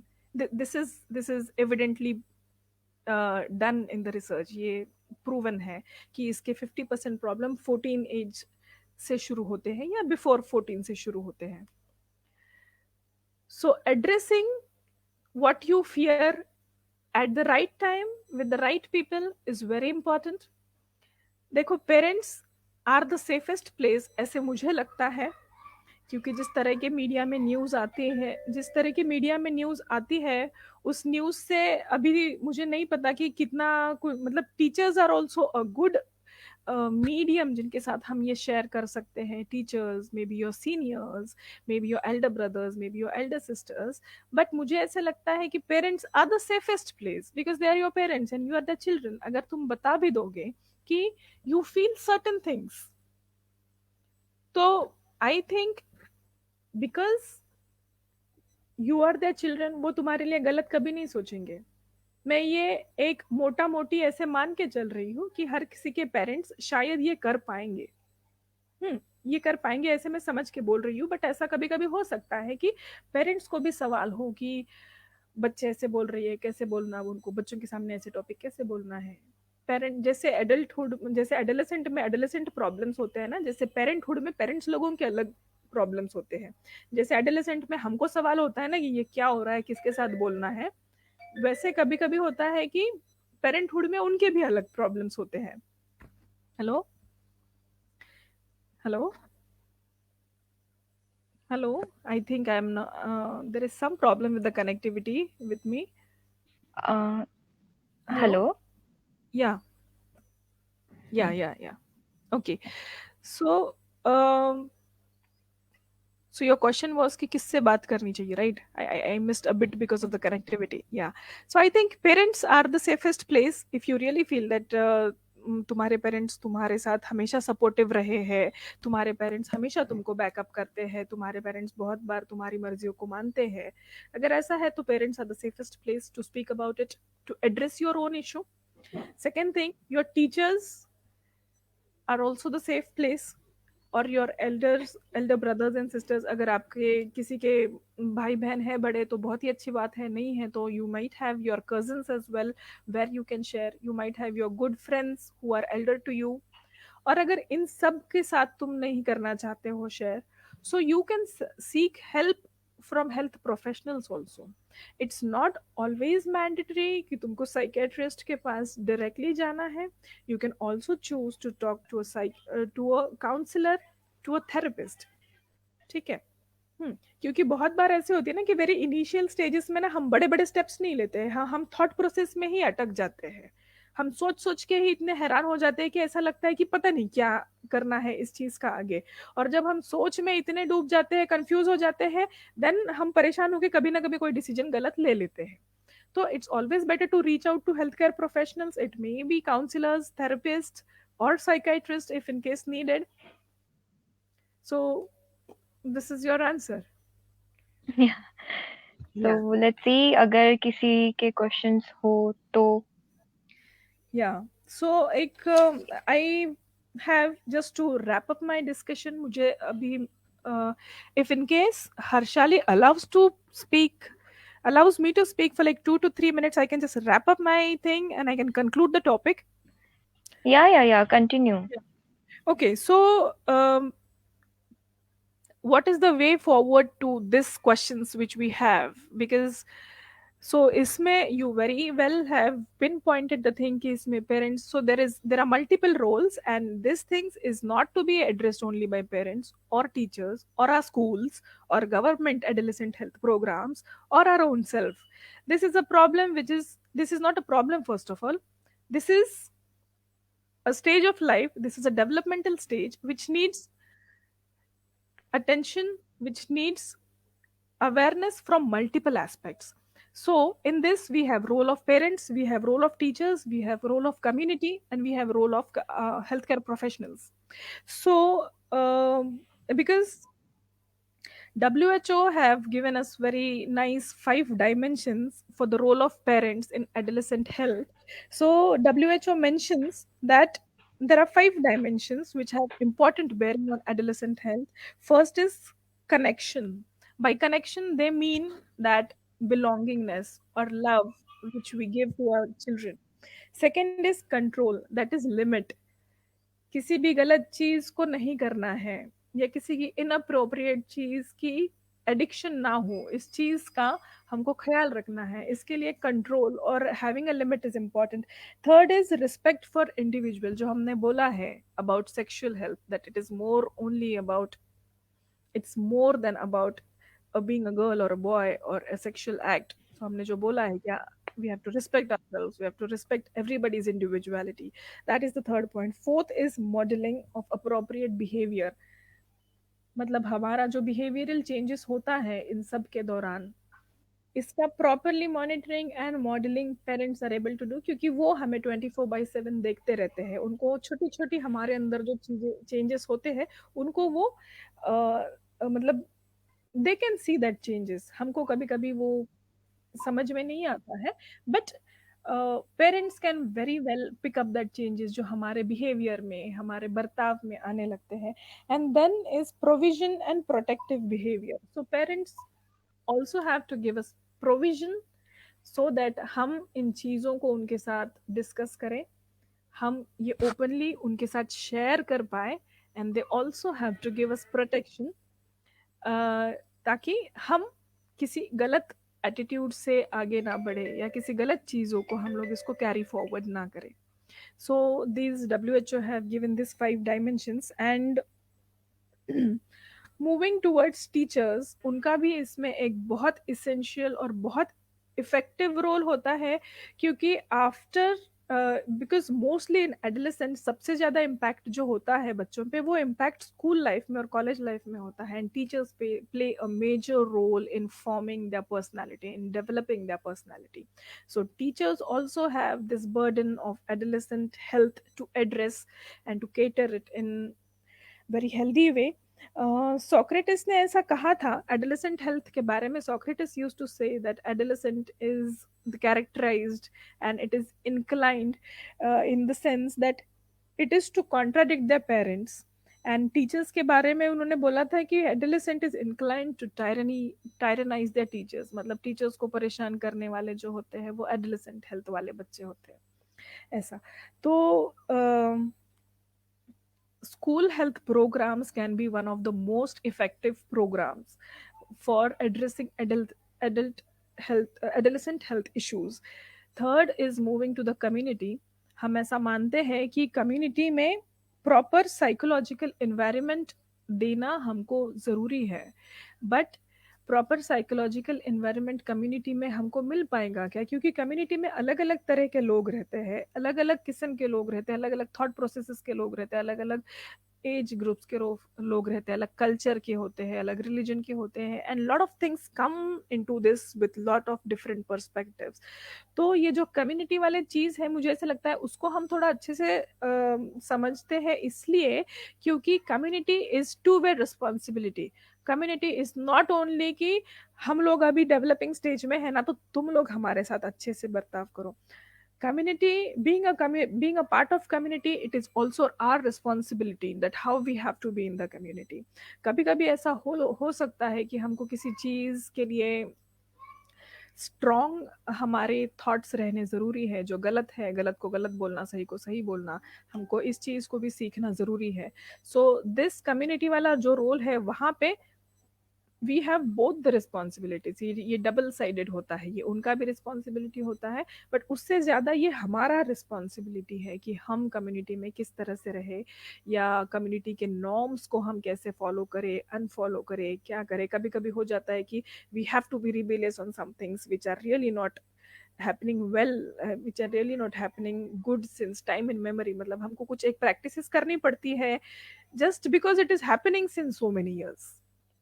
जैसे हमने सेकेंड एपिसोड में देखा था कि इसमें जेनाइटल म्यूटिलेशन के बारे में बात की गई थी, मेल्स में सर्कमसीजन के बारे में, पेनाइल सर्कमसीजन के बारे में बात किया गया था. सो ऐसी चीज़ों को एड्रेस करते वक्त we also have to be responsible that we don't have to continue such kind of things further.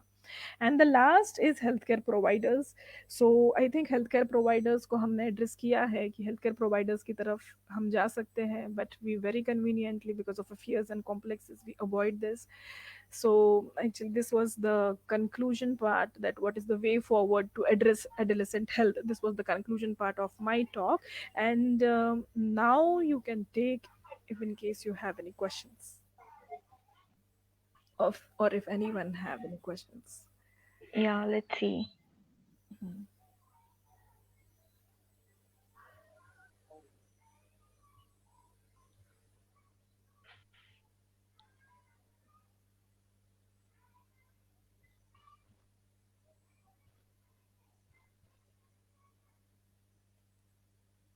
Masturbation by women is still a taboo. Do highlight on it too.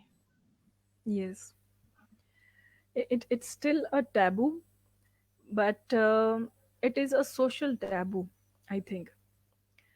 Social taboo तो हमारे यहाँ बहुत सी चीज़ों पे है, women's masturbation पे भी social taboo है, बट हमको ये भी समझना है कि even though if it is a social taboo, कभी कभी वो तुम्हारी ज़रूरत बन जाती है. You have to, right. So जैसे कि साइंटिफिकली हम हमेशा बोलते हैं कि masturbation is normal and safe until you get addicted to these things. You should not get addicted. Uh, so this actually ये topic itself, it is a big topic of discussion, and I don't know how much to highlight in the limited time we have. तो masturbation को समझने के लिए हमको दो तीन aspects ज़रूरी है. One is your own personal aspect कि हमको मास्टरबेशन के बारे में क्या लगता है. One is a scientific aspect कि scientifically what it is, why it happens, क्यों इच्छाएं होती है क्यों इच्छाएं होती है मास्टरबेट करने की? अगर ये होती है तो ये सबको होती है क्या, सिर्फ मुझे होती है क्या? अगर सबको होती है तो बाकी लोग इस चीज को कैसे एड्रेस करते हैं? क्या ये हमने किसी से बात की है इसके बारे में? ये सब हमको जानना ज़रूरी होता है, इसके साइंटिफिक एस्पेक्ट्स हमको ज़रूरी होते हैं। पहले जैसे मैंने बोला कि पर्सनल एस्पेक्ट इसका बहुत ज़रूरी है कि ये तुमको सर्टेन एजेस में लगता है, ये ऐसे अर्जेस होते हैं। What is the source of this urge? एक तो जैसे तो तुम जैसे प्यूबर्टल एज में आते हो ना, जैसे अट्रैक्शंस बढ़ती है, जैसे तुम मूवीज़ में कुछ एक सीन्स देखते हो या मैगजीन्स में कुछ पढ़ते हो, तो ये लगता है ऐसे कि हाँ हमको भी करना है, या this kind of urges do happen. ठीक है। Third important thing I feel the social aspect is to be understood really really really very well. क्योंकि पता है ये जो आज हमने सवाल यहाँ पे जो आया था कि women's what was that, women's masturbation is still a taboo, and please have something on that. So why it is crucial and it is important to understand the social aspect, because we stay in such a society जो हमको इतना simulate करती है कि हमको ये पता नहीं होता है कि हम किस तरह, ये हमने कब इम्बाइब कर लिया। अब ये सवाल जो है, ये सवाल भी हमको कैसे पता चला है? ये सवाल भी हमने कहीं पढ़ के या किसी का सुन के बोला है ना। बट ये पढ़ने से पहले, बोलने से पहले और सुनने से भी पहले हमको ये मालूम था हमारे सबकॉन्शियस को कि ये करना गलत है। There are different kind of ways how it happens, इसका इम्प्रेशन हमारे मन में कैसे होता है, अलग अलग तरीके से हमको बताया जाता है। कि देखो अब जैसे छोटा सा एग्जांपल मैं देती हूँ कि जब बच्चे छोटे होते हैं ना, तो when like they are like 1 year, 1.5 year, 2 year, अगर अगर बॉय है तो हम अगर देखते हैं तो किसी के घर में होगा, किसी ने देखा होगा, तो usually they have habit of playing with the genitals. Because बच्चा जो पैदा होता है वो ये लेके पैदा नहीं होता है कि oh my God this is my genital, I should not touch here. A baby doesn't comes out with this thought, right? Why does baby get this thought after few years कि like यहाँ पे touch नहीं करना है, देखो देखो वो वैसा क्या कर रहे हैं? Why do we get this kind of thought? Because बचपन में एक चीज हर किसी के साथ होती है, whenever you touch like your lower body or your genitals, what do you hear? क्या बोला जाता है घर में? छी, इधर हाथ नहीं लगाते, ऐसा बोलते हैं कि नहीं? ऐसा हर किसी के घर में कभी ना कभी बोला गया होता है। सो व्हाट इज दिस, छी इधर हाथ नहीं लगाने का, गंदी बच्ची है यहाँ पे हाथ नहीं लगाते, गंदा लड़का है, ऐसा नहीं करते हैं, है ना? यूजुअली लड़कों को अगर देखें, छोटे बच्चे, अब मेरे भाई बहन के बच्चे हैं इसलिए I can see that sometimes in my family as well, जो लड़के होते हैं ना, usually they have a game in their childhood. 1-1.5 साल के जब होते हैं तो they take a thread and they just get it round and round around the penis, and their mother have to keep look on that कि बच्चा क्या कर रहा है, क्या खेल रहा है, हाँ घर में बाकी लोग किधर बैठे हैं, क्या कर रहे हैं। तो ऐसा होता है। सो ये जो शब्द निकलते हैं ना कि छी ऐसा नहीं करना है, ये गंदा है, तू गंदा, you are not a good child if you do that, इस चीज का भी इम्प्रेशन होता है। ये जो है ना, ये हमारे मन में डायरेक्ट, क्योंकि हम ऐसे एज में होते हैं ना कि जो हमारे आसपास होता है वो हमारा ब्रेन रिकॉर्ड कर लेता है और उसको स्टोर करके रखता है, और वो जब टाइम आता है ना, तब तब वैसे वैसे रिप्रेजेंट होता है, और ये हमारे एडल्ट एज तक होता है, ये हमारे ओल्ड एज तक भी होते रहता है, और हमको पता ही नहीं चलता है कि ये कहाँ से शुरू हुआ है। ठीक है। सो ये टेबू वाला चीज है ना, ये इस तरह से हमारे जहन में थोड़ा थोड़ा थोड़ा थोड़ा थोड़ा थोड़ा अंदर चला जाता है और हमको कभी पता ही नहीं चलता। So menstrual That's women's all men's about the girls and boys. Like, but what yes. about the trans? Like, उन लोगों को कैसा पता चलता है कि उन लोगों के बॉडी में कुछ डिफरेंट है, different kind of thing, so how should they deal with it? Like कि अगर कोई अभी लाइव देख भी रहा होगा कि और वो अभी माइट बी थिंकिंग कि यार मुझे ऐसा कुछ नहीं होता है या मुझे ऐसा नहीं हो रहा है, गर्ल और बॉय साइड, बोथ साइड अगर वो सुन रहा हो तो अगर कोई ऐसा इंसान भी अभी देख रहा होगा तो उसके लिए आप क्या बोलना चाहोगे कि अगर आपको ऐसा नहीं हो रहा है तो आपको क्या करना चाहिए? ऐसा नहीं हो रहा है, ऐसा तो मोस्टली नहीं होता है। Usually there are different forms of representation. अभी हम एक्सक्लूसिवली गर्ल्स और बॉयज़ के बारे में बोल रहे हैं, but this topic is entirely a big topic to discuss about other parts like trans के बारे में, एलजीबीटीक्यूज के बारे में कि क्या होता है। अब ये जो हम बोल रहे हैं ये मेल्स एंड फीमेल्स के बारे में हम ये डिस्कस कर रहे हैं, बट अनदर पार्ट इज कि ऐसा नहीं है उनको नहीं होता है। They are also human beings, they are also living human beings. उनके अंदर भी कुछ हॉर्मोन्स है, जैसे हमारे अंदर है वैसे उनके अंदर भी हॉर्मोन सीक्रेट होते हैं। जैसे हमारा ब्रेन है, जैसे हमारा मन है, जैसे हमारा शरीर है, वैसे उनका भी है। जैसे हमारी भावनाएं हैं वैसे उनकी भी है। हम्म, ये हम मान सकते हैं कि जिस तरह से हमको ये सब चीजें होती है, ये उसी तरह से नहीं होती होगी, शायद थोड़ी सी अलग तरह से होती होगी। बट उनको भी होती है, ऐसा नहीं है कि नहीं होती है। They also have to go through all this process. Just because they are biologically and bodily somewhat different than us, we just cannot say कि उनको नहीं होता है। ठीक है, because there are living human beings. they also feel stress, they also feel lonely, they also feel confused, they also feel कि हम बड़े हो रहे हैं तो हमारे साथ कुछ अलग हो रहा है। they also feel कि ये किसके साथ बात करना चाहिए हमको नहीं समझ में आ रहा है। they also feel कि अगर मैं अपने दोस्तों के साथ बात करूंगा तो मेरे दोस्त मुझे गलत समझेंगे। they also feel कि अगर मैं ये चीज़ अपने ग्रुप में बताऊंगा तो मुझे ग्रुप से बाहर जाना पड़ेगा, वो मुझे निकाल देंगे, मेरे से कोई बात नहीं करेगा।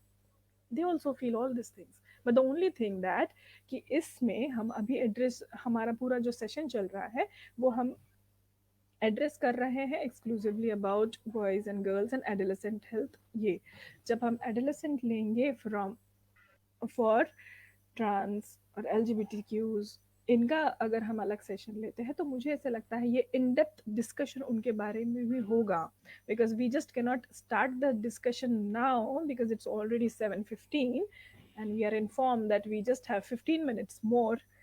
तो yes, this all these questions, ये जो सारे सवाल है, ये जो सारे भावनाएं हैं, ये जो सारे बदलाव है, ये जो सारे इनसिक्योरिटीज है, ये सारे अनस्टेबिलिटीज है, ये सब उनको भी होते हैं। एंड इनफैक्ट ये हम लोगों से ज्यादा पैमाने पे वो लोग एक्सपीरियंस करते हैं। But we as a society we still have to make ourselves more potential to understand this group of people as well. Yes, that Yeah, is our responsibility. It stays with us. We come with that responsibility. exactly. Yes, you can go ahead if in case we have any more questions. Let's see if we have. Hmm. And-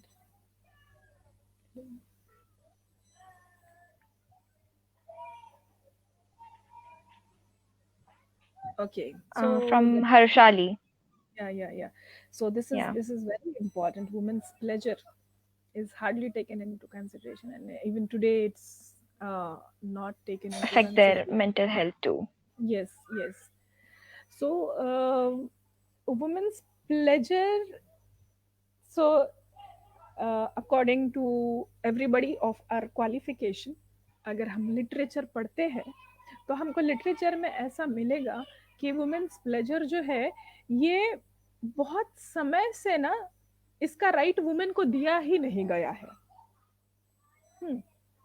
तो actually अगर we if we just peep into the history, हम हमेशा इस चीज को देखते हैं कि वॉर के टाइम में या जैसा जब भी वॉर होता था तो जब जीतते हैं तो लाइक उसमें वुमेन्स को भी एक जीत समझी जाती थी, लाइक एज एन अवार्ड। सो तब भी वैसे होता था। इफ इन केस हम देखते हैं कि जैसे हमारे रिलीजन में वर्शिप, हिंदू रिलीजन में वर्शिप किया जाता है कि वुमेन को एक अलग हम स्टेटस देते हैं only for certain festivals, not after that. तो वो टाइम में बहुत उनको पूजा जाता है, बट उसके बाद वो एक नॉर्मल फीमेल होती है। सो बहुत सी चीज़ें जो इसमें हमको देखनी चाहिए कि वुमेन्स प्लेजर का जो हिस्सा है ये क्यों इसका राइट पूरी तरह से वुमेन को नहीं दिया जाता है, या व्हाट आर द एस्पेक्ट्स, ये आज भी क्यों ऐसा नहीं होता है। Excuse me.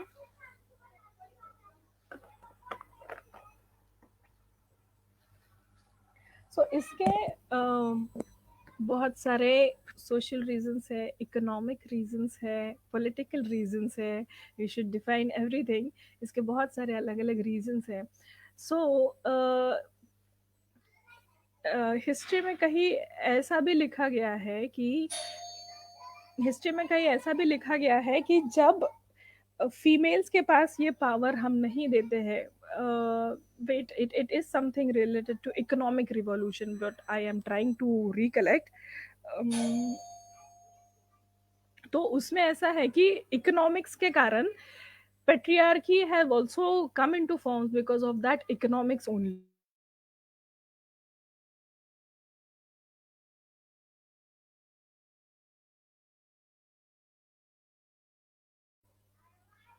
You Hello. might have some network issue, I guess.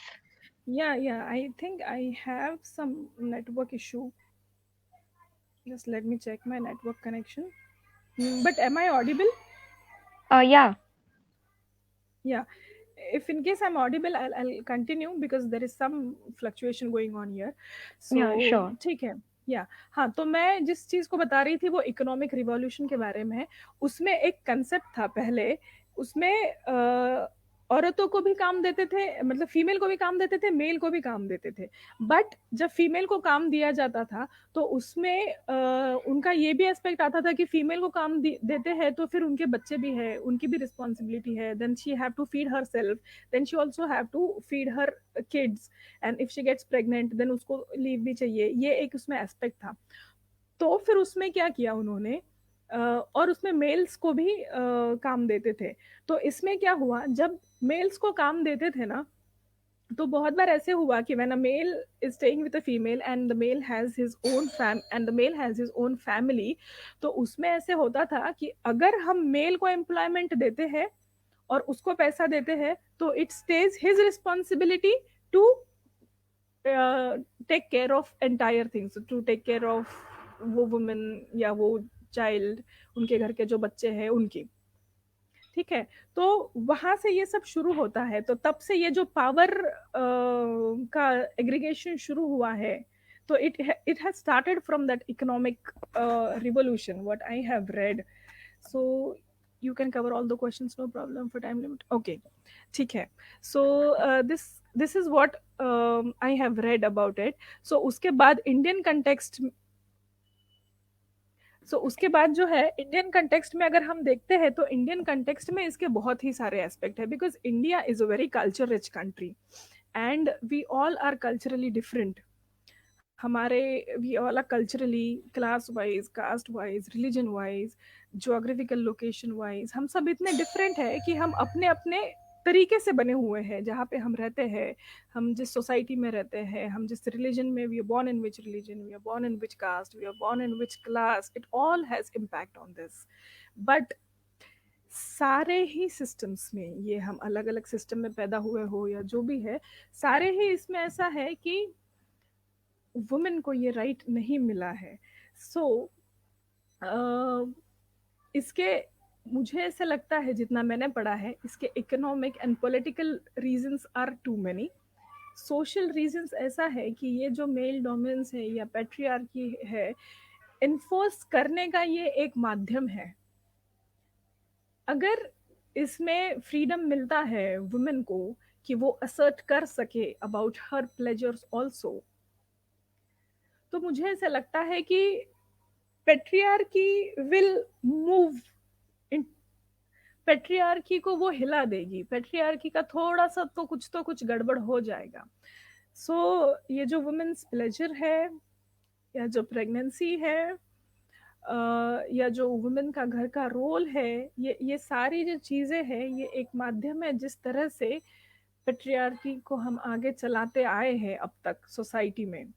तो अगर हमको इस चीज़ को बदलना है तो again we have to take this responsibility to make ourselves aware of such kind of things and to be vocal about such kind of things and to address these things for us, because हर एक female या हर एक person जो भी कभी कुछ करता है अपने खुद के लिए, that person also sets a benchmark or a lesson to another person, मतलब अगर एक फीमेल उठ के कुछ करेगी तो उनको ये नहीं पता होता है कि बाकी कितनी फीमेल्स की लाइफ पे हम इम्पैक्ट कर रहे हैं, क्योंकि हमारे साथ कितनी सारी फीमेल्स इस सेम प्रॉब्लम से गुजर रही होती है. So this again responsibility stays with us as a community कि हम इस चीज को first तो we recognize this, we voice this, and then we have to address this.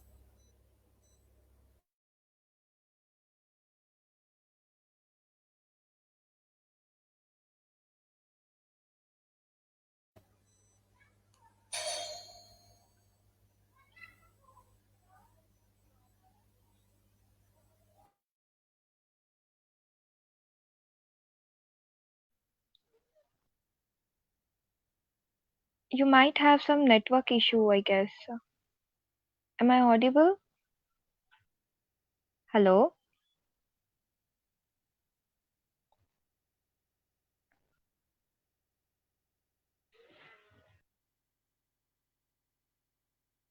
Hello?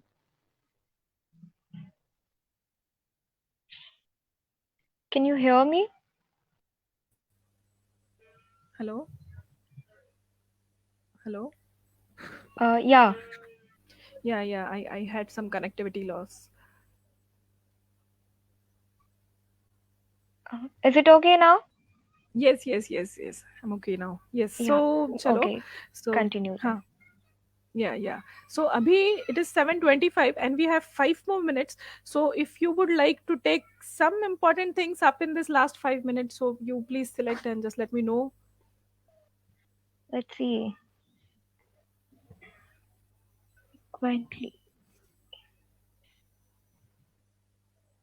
Kasturi Naidu.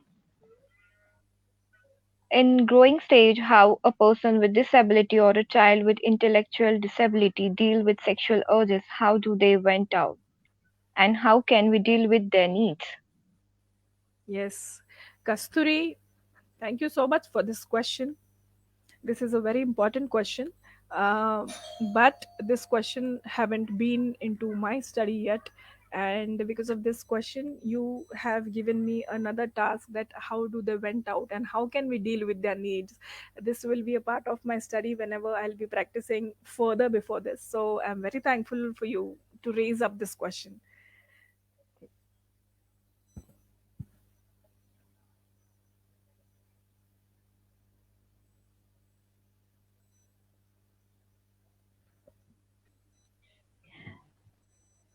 It's Shivashi Shukla. Yeah.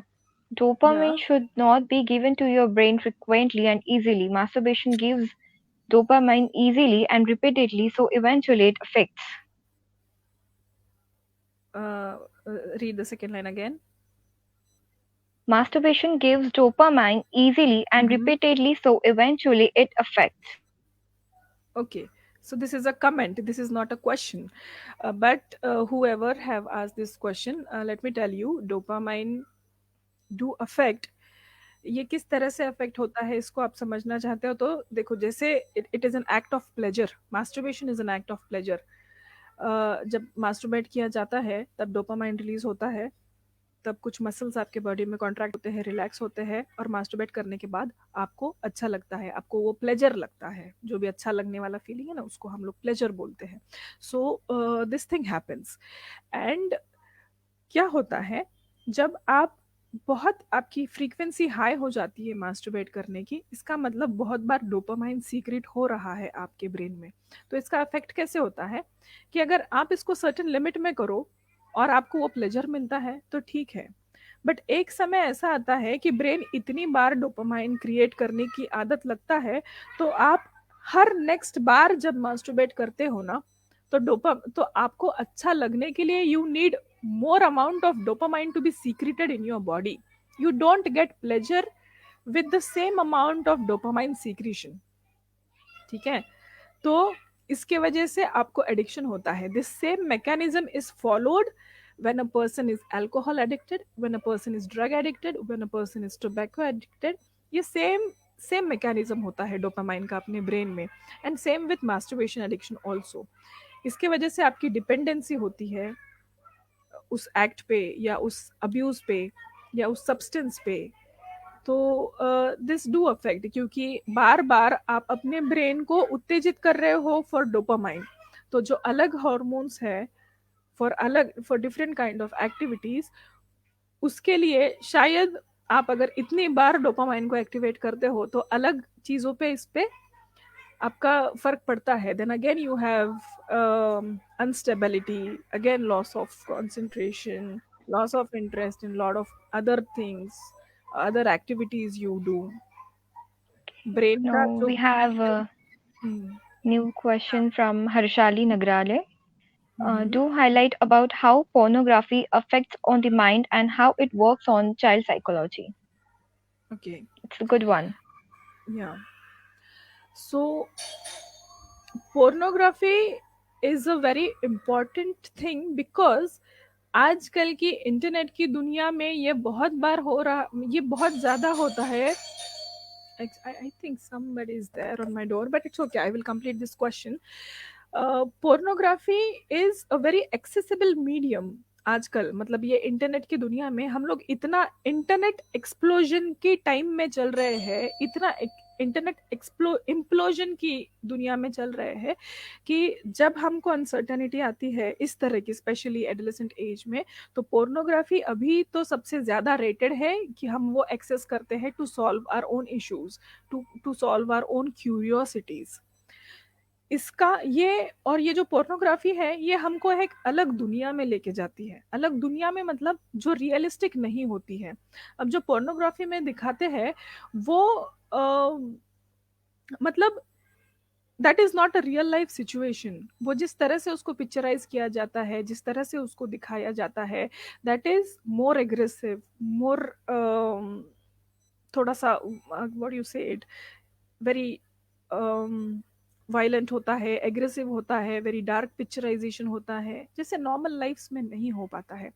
इसका सबसे ज्यादा फर्क ये पड़ता है कि ये एक तो आप इतनी कम उम्र में ऐसे चीजों के एडिक्ट हो जाते हैं। एक बार अगर आप देखते हो तो फिर आपको वो उत्तेजना भी होती है कि हाँ देख के प्लेजर मिल रहा है। हाँ, हमको सिर्फ प्लेजर मिलने के अलग अलग टाइप्स है। Different people may get pleasure from different kinds of act. some people may get pleasure from reading some kind of material, some people get pleasure from seeing such kind of movies।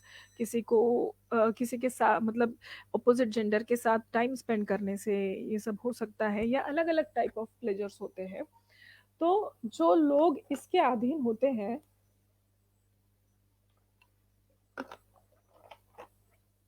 तो pornography के कारण जो लोग इसके अधीन होते हैं कि देख के उनको प्लेजर मिलता है।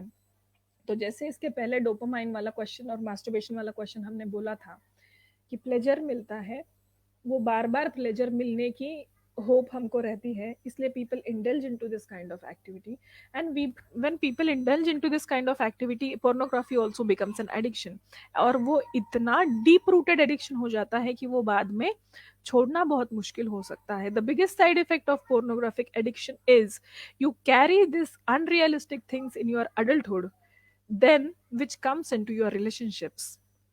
जब आप अडल्ट होते हो, आपकी गर्लफ्रेंड बॉयफ्रेंड होते हैं, या तो फिर when you get married, this creates lot of problems in your relationship building, because you start expecting such kind of things which you have seen in the pornographic films from your real life partner। और pornography में जो दिखाते हैं वो बहुत बड़ा चढ़ाकर filming किया गया होता है, वो रियल लाइफ में नहीं होता है ऐसे। तो तुम्हारी एक्सपेक्टेशंस भी उस तरह से बन जाती है। तो जब एक्सपेक्टेशंस ऐसी बन जाती है, सो most of the times it happens कि the other partner cannot cope up with such kind of expectations, because this is what you have imbibed into yourself। सामने वाले की सेक्सुअलिटी के बारे में थिंकिंग, सामने वाले की एक्सपेक्टेशंस कुछ अलग हो सकती है। सामने वाला जिस तरह से कंट्रीब्यूट करना चाहता है in sexual acts, that can be something different. ये सारी चीज़ें बहुत अलग हो सकती है।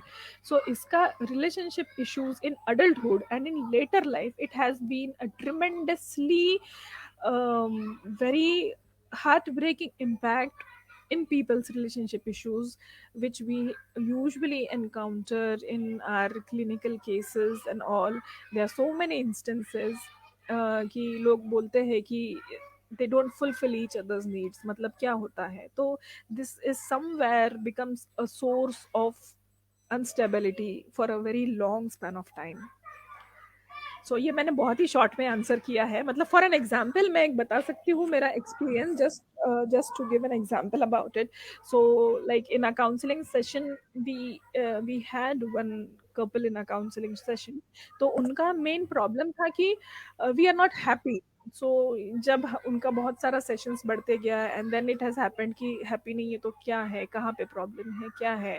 बहुत सारे सेशंस के बाद, बहुत सारे डिस्कशंस के बाद देन इट केम कि her husband was pornography addicted, and to have good sexual healthy relationship amongst both husband and wife also, he needed help of the pornographic films. Matlab, unless and until that person uh, see that film, he was not able to contribute to his wife as well. मतलब जब हमको पता चला कि ये जो छोटे-छोटे झगड़े हैं ना, कि मैं आता हूँ, ये मुझे समय नहीं देती है, या तो फिर मैं इसको पता नहीं पहले तो बहुत एक्टिव थी, अभी तो एक्टिव नहीं रहती। ये दीज़ आर लाइक रिप्रेजेंटेशंस। ये बहुत ही रिप्रेजेंटेशंस अलग-अलग है और ये किसी भी छोटी चीज़ से निकल सकता है। बट इसका जो सोर्स है, ये इतना डीप रूटेड और इतने यंग एज में हो सकता है, तो it really creates a very hazardous impacts in people's life. I mean, this is because of the time limit. I am just limiting all my answers and like making it very much concise. So you can just check if in case we have some more Let's questions or see any if other we have any. yeah.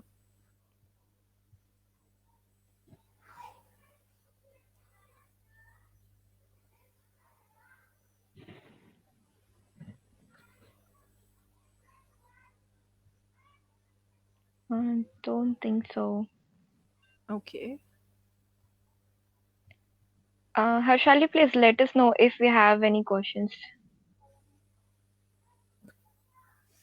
Or should we end up here? Okay. So as per the time, Yeah. we have exceeded a bit. So It yes. was So an amazing, to share the stage with you. I'm a student and pursuing my degree. I'm a student right now, and आप काफी बहुत बड़े हो मुझसे, and sharing stage platform with you, it really means a lot for me. And this one is my first live session. I'm interacting with you for the first time, or someone like you for the first time in my entire life. And it's really amazing. So much thankful and so much grateful कि मुझे ये chance मिला. And thank you to Beck of Awaz that मुझे ये chance दिया. And this really means a lot. And you're amazing. Thank you. thank you so much, Pooja, for this compliments. I'm really thankful to you. And one thing which I would like to say while concluding this session, first of all, I am really very thankful to Beck of Awas to give me this platform to share so much of to discuss the information here. I'm also thankful to my friends Harshali and Mukta. And the one thing which I especially want to comment on, that is like um getting puja in this session was a very important and innovative thing, I think, because ये जो session है, it is because it is about teenagers, and Pooja is in like late teens, she is in young adulthood. So I'm very happy that Beckhoff Awas have selected her to be on this panel to host this session. इस session को हम ज़्यादा lively और ज़्यादा interactive कर सके। She is a person who actually represents teen age, सारे teenagers को she is representing today on this platform of back of Awaaz. So I once again thank you the entire team and all my friends and all the viewers who are there online. Thank you very much. Thank you. Thank you so much. This compliment really means a lot for me. Really, thank you. Thank you so much. Yes.